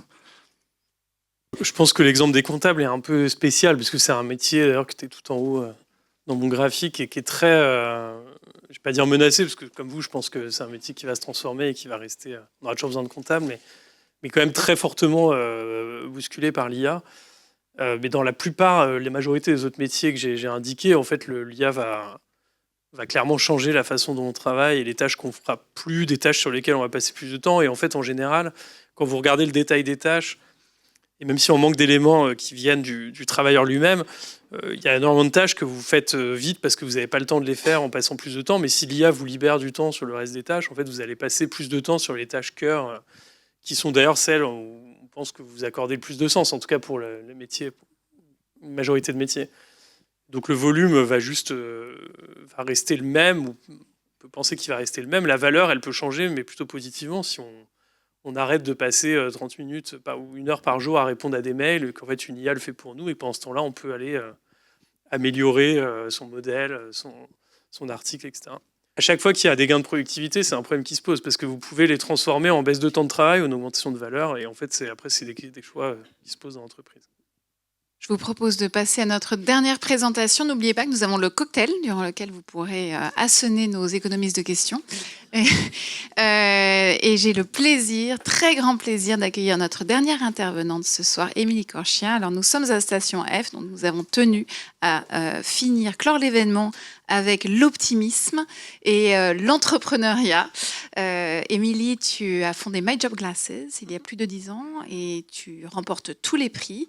Et notamment, My Job Glasses semble adresser en partie ce problème de l'éducation et de la formation et l'expérience des juniors. Donc je pense que ça va être particulièrement intéressant après de vous mettre face à face.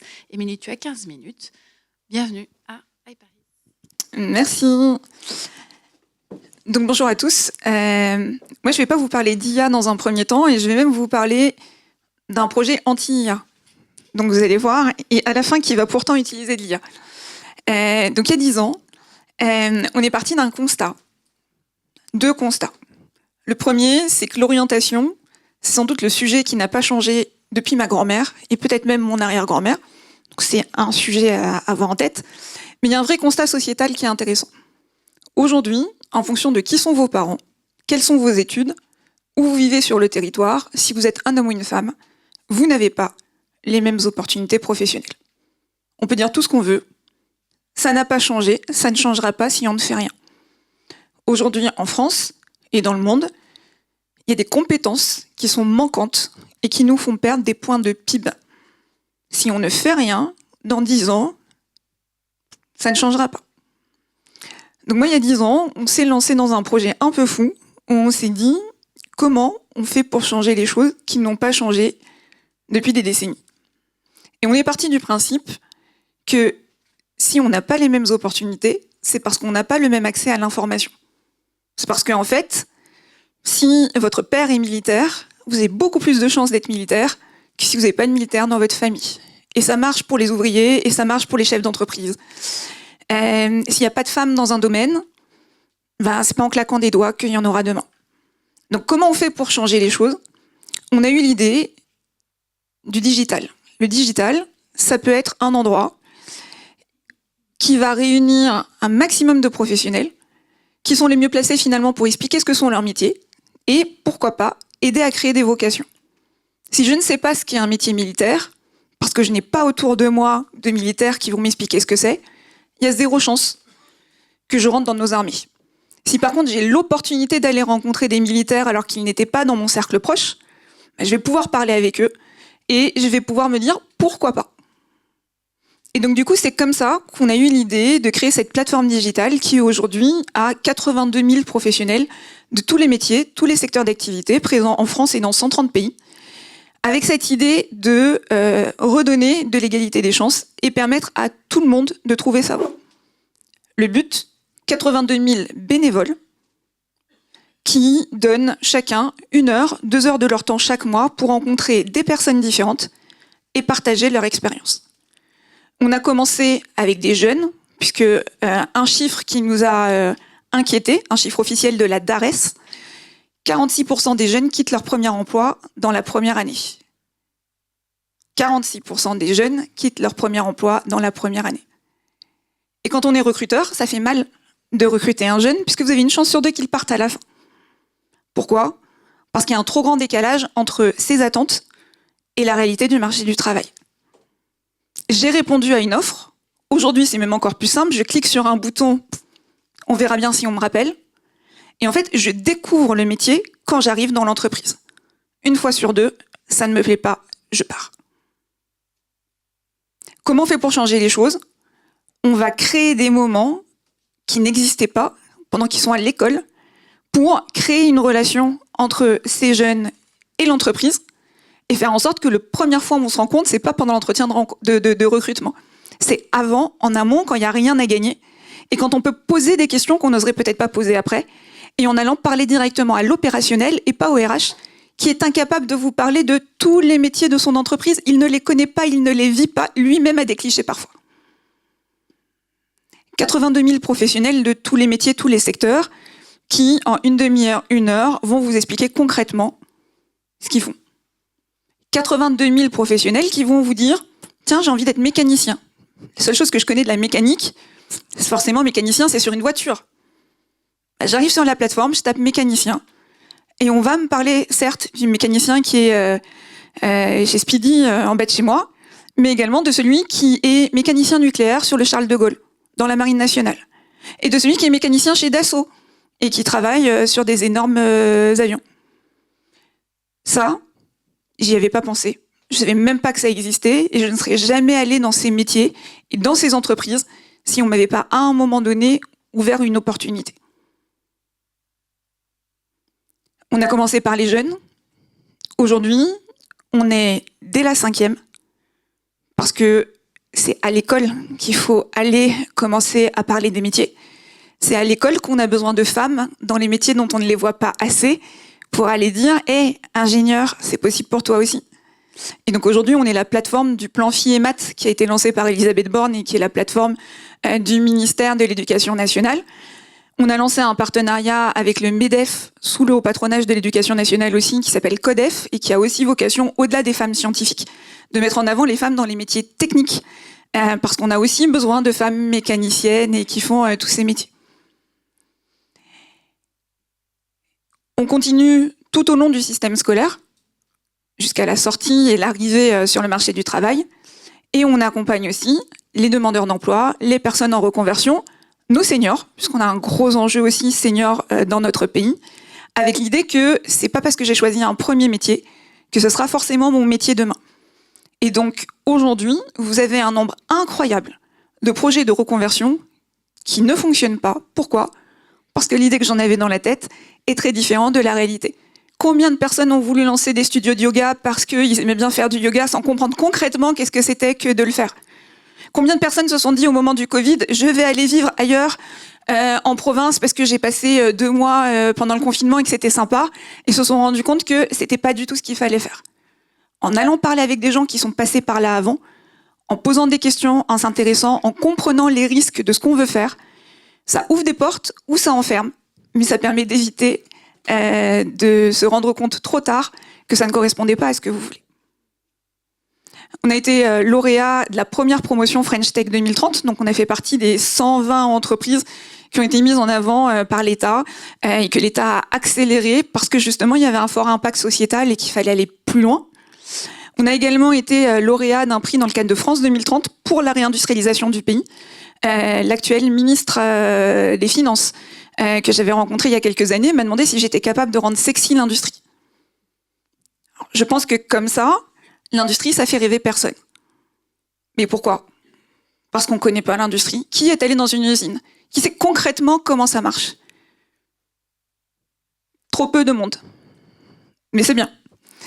Et donc du coup, on ne peut pas se passer des jeunes et de la moitié de la population, c'est-à-dire les femmes, alors qu'on a 1 million d'emplois dans le cadre de la réindustrialisation à faire.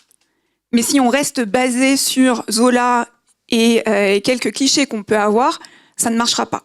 En revanche, donner la parole aux hommes et aux femmes qui font l'industrie et qui sont capables d'expliquer concrètement ce que c'est l'industrie, comment ça marche, comment ils ont évolué, concrètement c'est quoi leur quotidien, ça change les choses.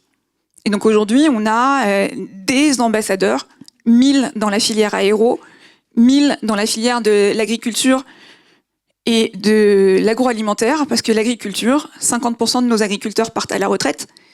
Si on se limite à connaître ce qu'on sait des agriculteurs en regardant la télé et en entendant qu'il y a des problèmes, personne ne sera agriculteur demain. Par contre, d'aller leur parler, d'aller échanger avec eux, d'aller comprendre leurs difficultés, c'est avoir des opportunités d'aller plus loin. Tout ça pourquoi ? Pour vous dire que ce projet, il est profondément humain. Il met l'humain au centre. Et que donc l'IA, à la base, c'était pas pour nous. Enfin, en tout cas, on aurait pu le croire.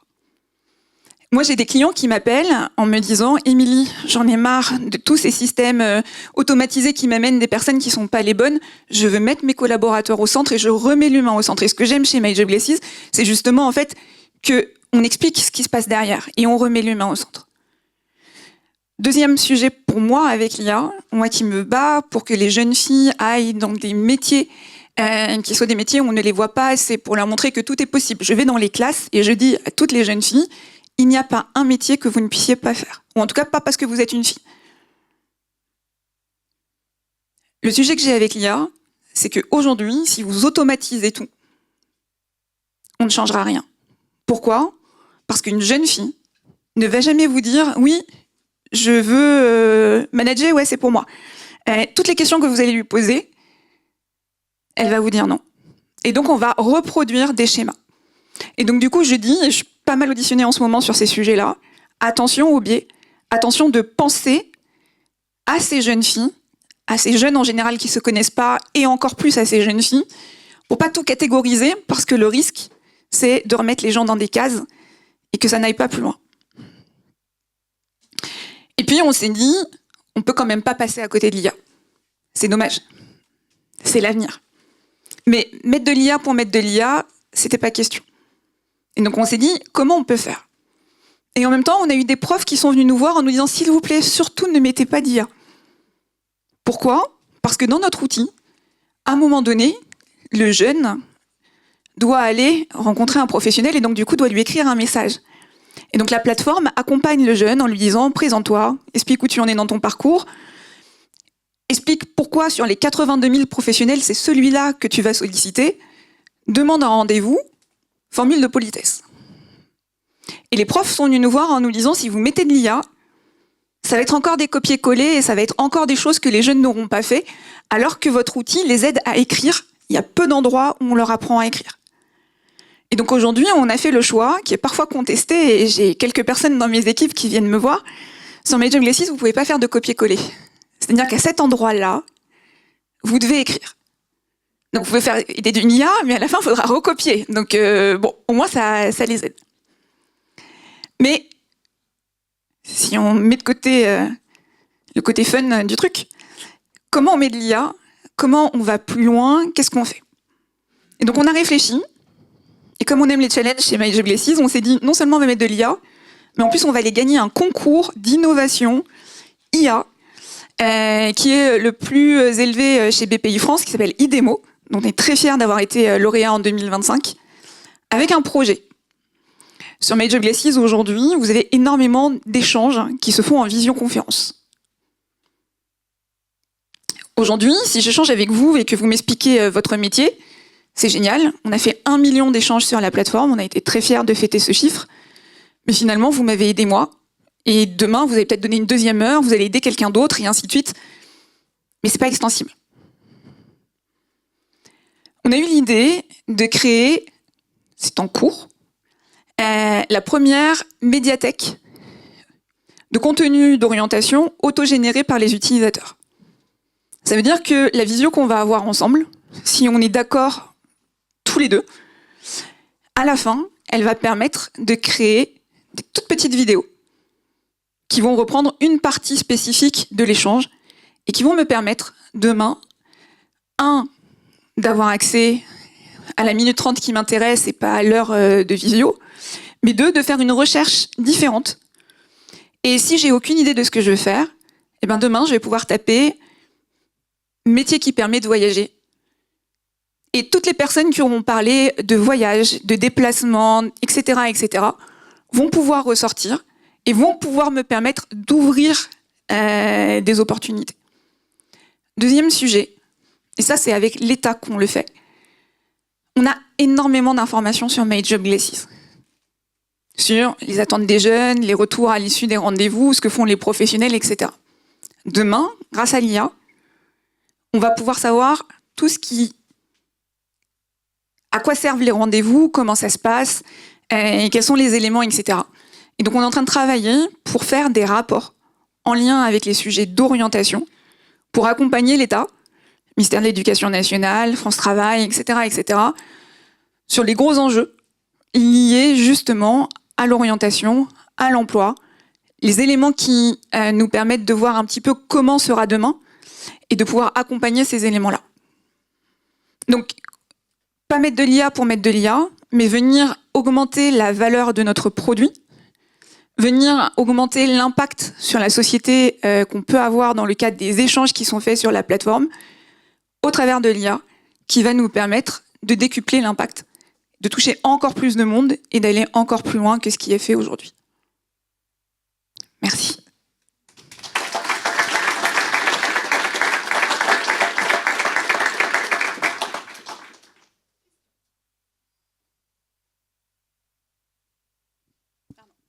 Moi, j'ai une question. Que veulent les jeunes aujourd'hui? Savoir où ils vont, comprendre les métiers, et je vais aller plus loin, du lien social. La première chose qu'ils recherchent et qu'ils apprécient, c'est d'avoir quelqu'un qui leur donne du temps. Et le premier truc qu'ils nous ont dit, c'est « Ah mais c'est incroyable, en fait, les professionnels, ce sont des gens normaux et bienveillants. » Et en 10 ans, ça n'a pas changé. C'est-à-dire que toute première personne qui vient la première fois sur Major Blesses, ce qui la surprend, c'est qu'il y ait des professionnels qui aient du temps à perdre, selon eux, pour eux. C'est moi qui ne suis qu'étudiant, qui ne sais pas encore, qui n'apporte rien encore. Comment se fait-il que j'ai des gens qui soient là pour moi? Alors ça, c'est intéressant. Excellente transition, si je peux me permettre, puisqu'on a parlé beaucoup de gain de temps avec l'IA.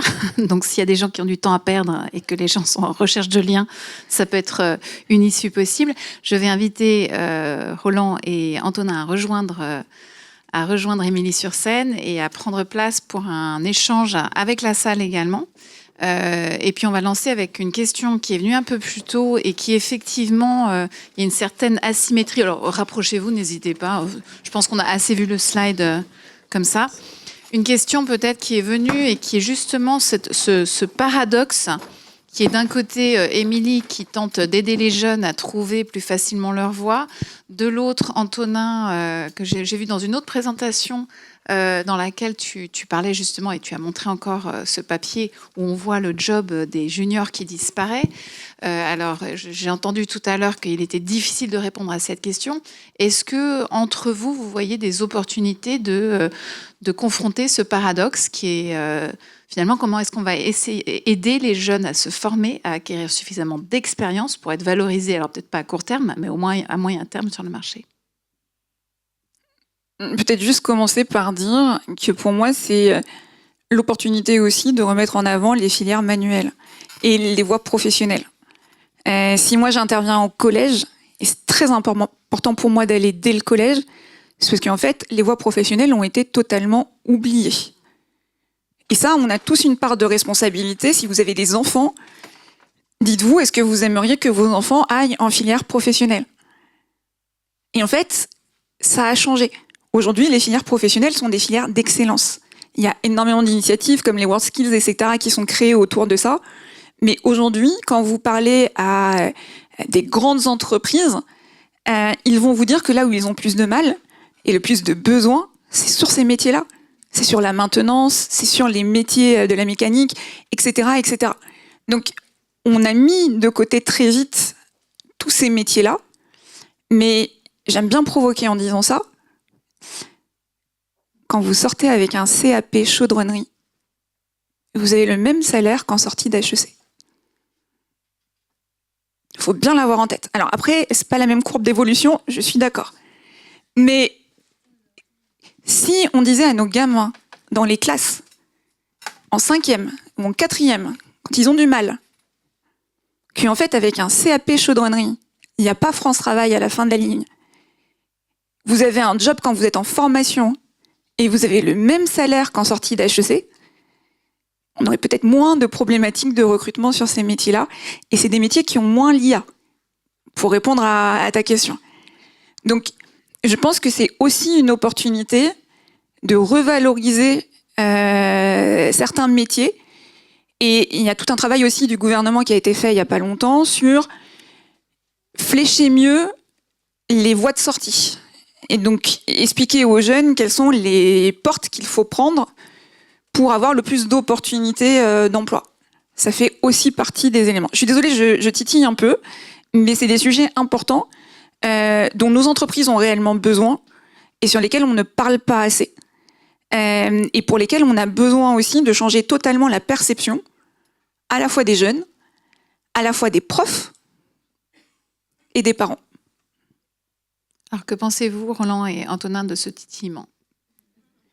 Moi, je voulais revenir sur les jeunes, parce que je trouve que c'est précisément un public intéressant, précisément pour deux raisons. Premièrement, parce que les jeunes, justement, globalement, c'est beaucoup plus difficile pour les entreprises de classer les jeunes quand ils reçoivent des dossiers, parce qu'il y a beaucoup moins de signaux. Donc, il y a vraiment un problème de recrutement très particulier sur les jeunes, et encore plus sur les bas niveaux de qualification, dans lesquels il n'y a pas tous les signaux un peu subtils qu'il peut y avoir avec la nature des diplômes.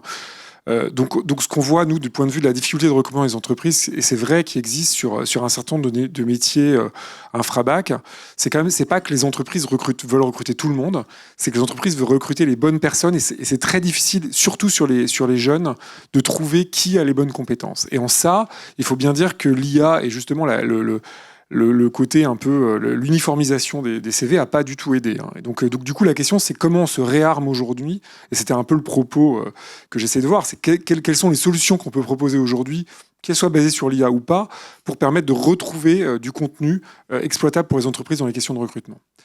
Donc, je pense que, mais la question, pour moi, la question sur les jeunes, c'est ça. Et puis après, il y avait la deuxième question que vous avez vraiment bien évoquée, qui est la question de savoir les préférences. C'est-à-dire que les préférences ne sont pas forcément quelque chose de stable, et c'est pas forcément quelque chose qui est facile à éliciter. Donc du coup, il faut faire très attention avec la manière dont on considère les préférences. Il ne faut pas non plus complètement les jeter à la poubelle. C'est-à-dire qu'il s'agit d'être quand même assez subtil avec les préférences, ni en disant que c'est vraiment quelque chose d'établi, ni en les mettant complètement à la poubelle. Donc il y a vraiment quelque chose d'un peu subtil à la manière, donc, notamment les données sur les préférences, comment on doit les intégrer, comment on doit les valoriser. Et je pense que c'est pas facile. Et c'est là que, si je peux me permettre, les formations ont un rôle à jouer aussi. Parce que si vous prenez tôt la question, vous allez permettre à ces jeunes d'aller tester différentes choses, d'aller s'intéresser, d'aller comprendre de plus près, en allant parler avec des gens, en allant s'intéresser à différents métiers pour voir finalement qu'est-ce qui me correspond le mieux. Quand vous parlez à des jeunes, ils ont des a priori. Et ils ne savent pas de quoi ils parlent. Qu'est-ce que tu veux faire ? Du M&A. C'est quoi ? Mais ça rapporte beaucoup d'argent. Super. Tu veux faire du marketing. Il y a quoi derrière le marketing ? Et c'est un point aussi important, je pense.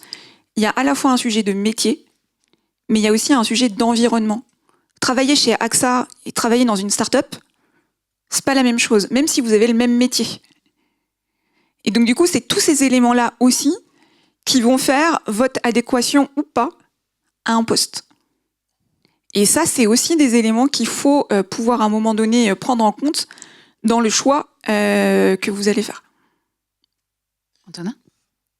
Je pense aussi que l'IA a aussi des côtés qui sont très positifs pour les jeunes, parce que c'est vrai il faut repenser un petit peu l'insertion sur le marché du travail, notamment pour les profils qui sont donc sur ces métiers très impactés, mais d'un autre côté, l'IA donne accès, même très jeune, en fait, à une possibilité de création qui est quand même importante, auquel nous, on n'a pas bénéficié quand on était jeunes. On peut faire des projets hyper ambitieux et l'IA permet de les réaliser, au moins sur une étape initiale. Après, en tout cas, pour avoir rapidement des résultats, on peut faire maintenant animer des images, faire un texte et puis l'animer, enfin des choses voilà, qui sont quand même qui peuvent déclencher un esprit un peu entrepreneurial et créatif, et ça va permettre aussi d'avoir des profils qui vont être très divers une fois arrivés sur le marché du travail.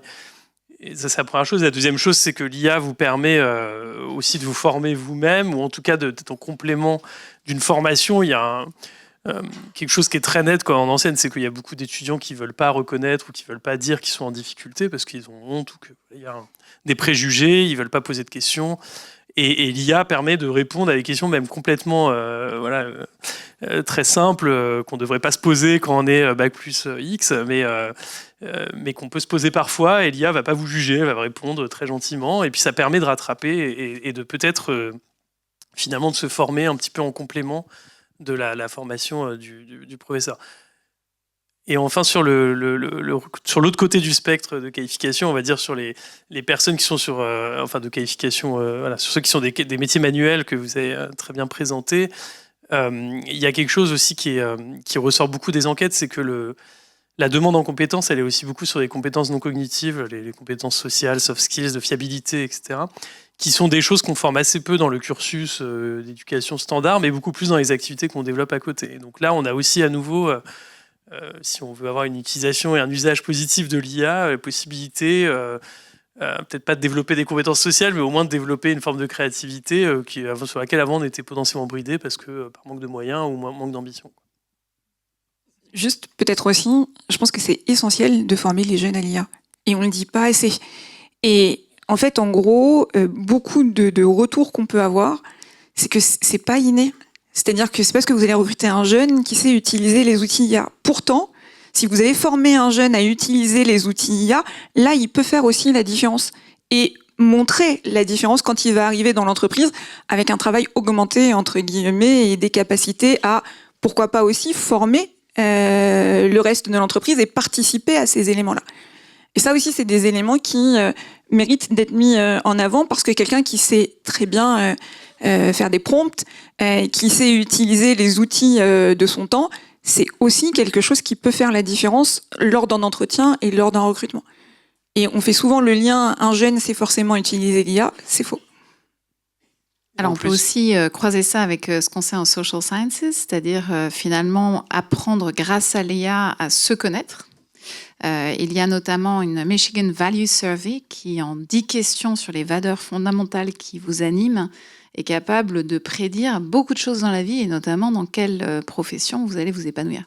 Alors peut-être M&A ça rapporte, mais on ne sait pas trop si M&A on rencontre des gens ou pas, dans quelle mesure on voyage ou pas, et si ça va être fun ou pas. Voilà. Et aspects qui sont peut-être actuellement pas mis en exergue dans les CV et qui pourraient être détectés par l'IA, qui pourraient être préparés par les jeunes en amont pour mieux se connaître et pour mieux s'ouvrir à une plateforme justement comme My Jobs Classes dans un deuxième temps. Donc effectivement, l'IA, j'ai l'impression qu'on a encore beaucoup de mal à comprendre de façon ultra concrète et très spécifique dans quel contexte elle peut s'insérer de façon encore plus productive. Y a-t-il des questions de la salle avant qu'on aille partager un verre et continuer cette discussion tous ensemble? Oui.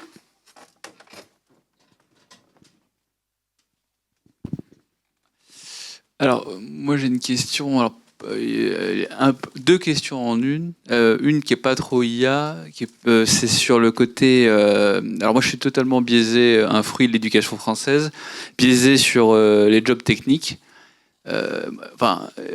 Il me semble, mais peut-être que je me trompe, qu'il y a un vrai mépris pour les métiers techniques de l'industrie. Enfin, en tout cas, moi, mes parents m'ont toujours refusé de faire ça. Et même, ça se reflète, je dirais, dans les salaires. En France, vous êtes, si vous faites une grande école d'ingénieur, on va vous dire que vous êtes fait pour devenir manager. Et j'ai des amis qui ont fait ingénieur, qui voulaient rester dans la recherche et le développement et faire du technique. On leur a dit qu'à leur niveau, ils ne pouvaient pas rester en recherche et développement, parce que s'ils veulent un grand salaire, ils doivent devenir manager. Maintenant, si vous allez en Suisse, les salaires des managers sont quasiment équivalents aux salaires des ingénieurs. Et alors, je ne sais pas comment ça pourrait se régler, mais ça se reflète directement dans les industries. C'est pas seulement, je veux dire, au niveau des professionnels. Donc maintenant, on va voir un professionnel qui va vous dire, moi je fais cette industrie-là. Et malheureusement, il risque de refléter ce biais directement dans son interview auprès du jeune, et donc finalement renforcer ce comportement.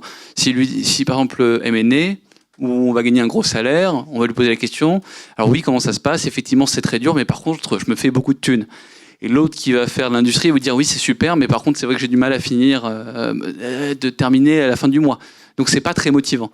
Voilà, ça, c'était ma première question. Et la deuxième, sachant qu'aujourd'hui, les IA sont entraînées sur des données sur Internet, que vous avez montré qu'on utilise principalement maintenant ChatGPT pour se poser des questions sur soi, et donc pourquoi pas s'orienter.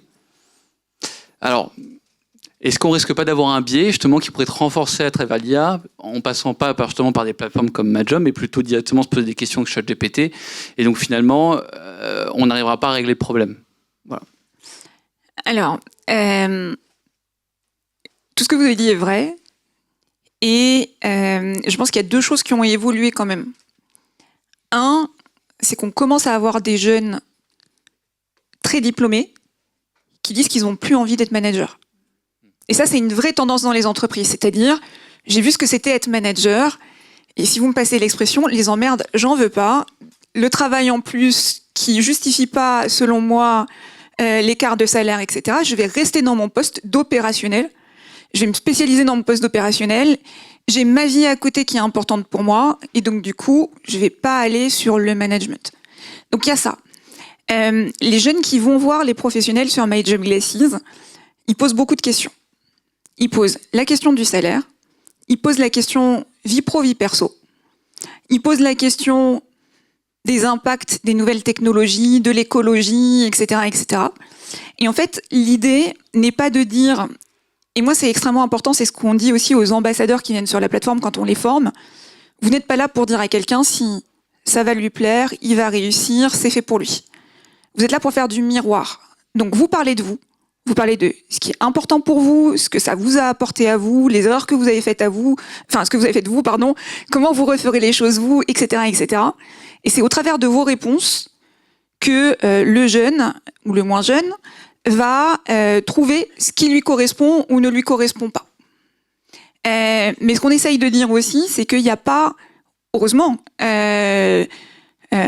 une voie qui est bonne pour tout le monde et tout le monde veut la même chose. C'est après, quels sont moi aussi mes critères, la manière dont je les classe et la manière dont j'ai envie de gérer les éléments. Mais de plus en plus, on va avoir des entreprises qui se rendent compte qu'aujourd'hui, on ne peut pas vendre plus d'Airbus parce qu'on n'a pas suffisamment de personnes pour créer les avions. Et c'est un enjeu pour notre pays. Donc, si on veut demain vendre plus d'avions, il nous faut plus de personnes. Ça veut dire qu'il nous faut aussi à tous les niveaux les personnes. Et donc, du coup, il faut valoriser ces métiers, trouver les bonnes personnes pour les faire et avoir le bon ratio, j'ai envie de dire, à tous les niveaux pour que ça fonctionne. En tout cas, on a de plus en plus de prise de conscience RH autour de ces sujets-là et d'éléments qui sont mis en place de façon à montrer que avec juste des ingénieurs, ça marche pas, avec juste des techniciens, ça ne marche pas, avec juste des ouvriers, ça ne marche pas. Ce qu'il faut, c'est le bon ratio qui va permettre de gérer les choses. L'IA et ChatGPT, moi, il y a un travail qu'on fait, alors c'est le début, mais c'est comment finalement on va aider ChatGPT, et donc après le SEO, on travaille beaucoup sur ces sujets-là, va recommander à un moment donné de dire va rencontrer quelqu'un pour répondre à ta question. Moi, je peux te donner des éléments, je peux te donner des éléments de marché, je peux te donner des éléments de salaire moyen, etc., etc. Mais derrière, est-ce que tu as aussi pensé à aller rencontrer quelqu'un pour comprendre concrètement comment ça marche ? Et avec cette idée que la rencontre, c'est une demi-heure, 1 heure, l'idée n'est pas de rencontrer une personne qui va me dire c'est bien, c'est pas bien et c'est la seule information que j'ai, mais c'est d'aller me faire un avis en rencontrant plein de personnes. Et en fait, mon choix qui va venir à la fin, c'est un peu la somme de tous ces sujets que j'ai entendus qui vont m'aider à faire le bon choix, mais qui vont aussi, et ça c'est ce qui fait la différence d'un point de vue sociétal, m'avoir créé un réseau qui va pouvoir me proposer des opportunités. À la différence de avant, où j'avais pas l'information, mais j'avais pas aussi les liens à l'entreprise ou au secteur qui derrière vont me permettre de transformer. Je sais pas si j'ai répondu à la question. Si, super, merci beaucoup. Je vous propose de poursuivre notre discussion autour de rafraîchissement et de façon un peu plus informelle. Je tiens à remercier nos 3 intervenants ce soir.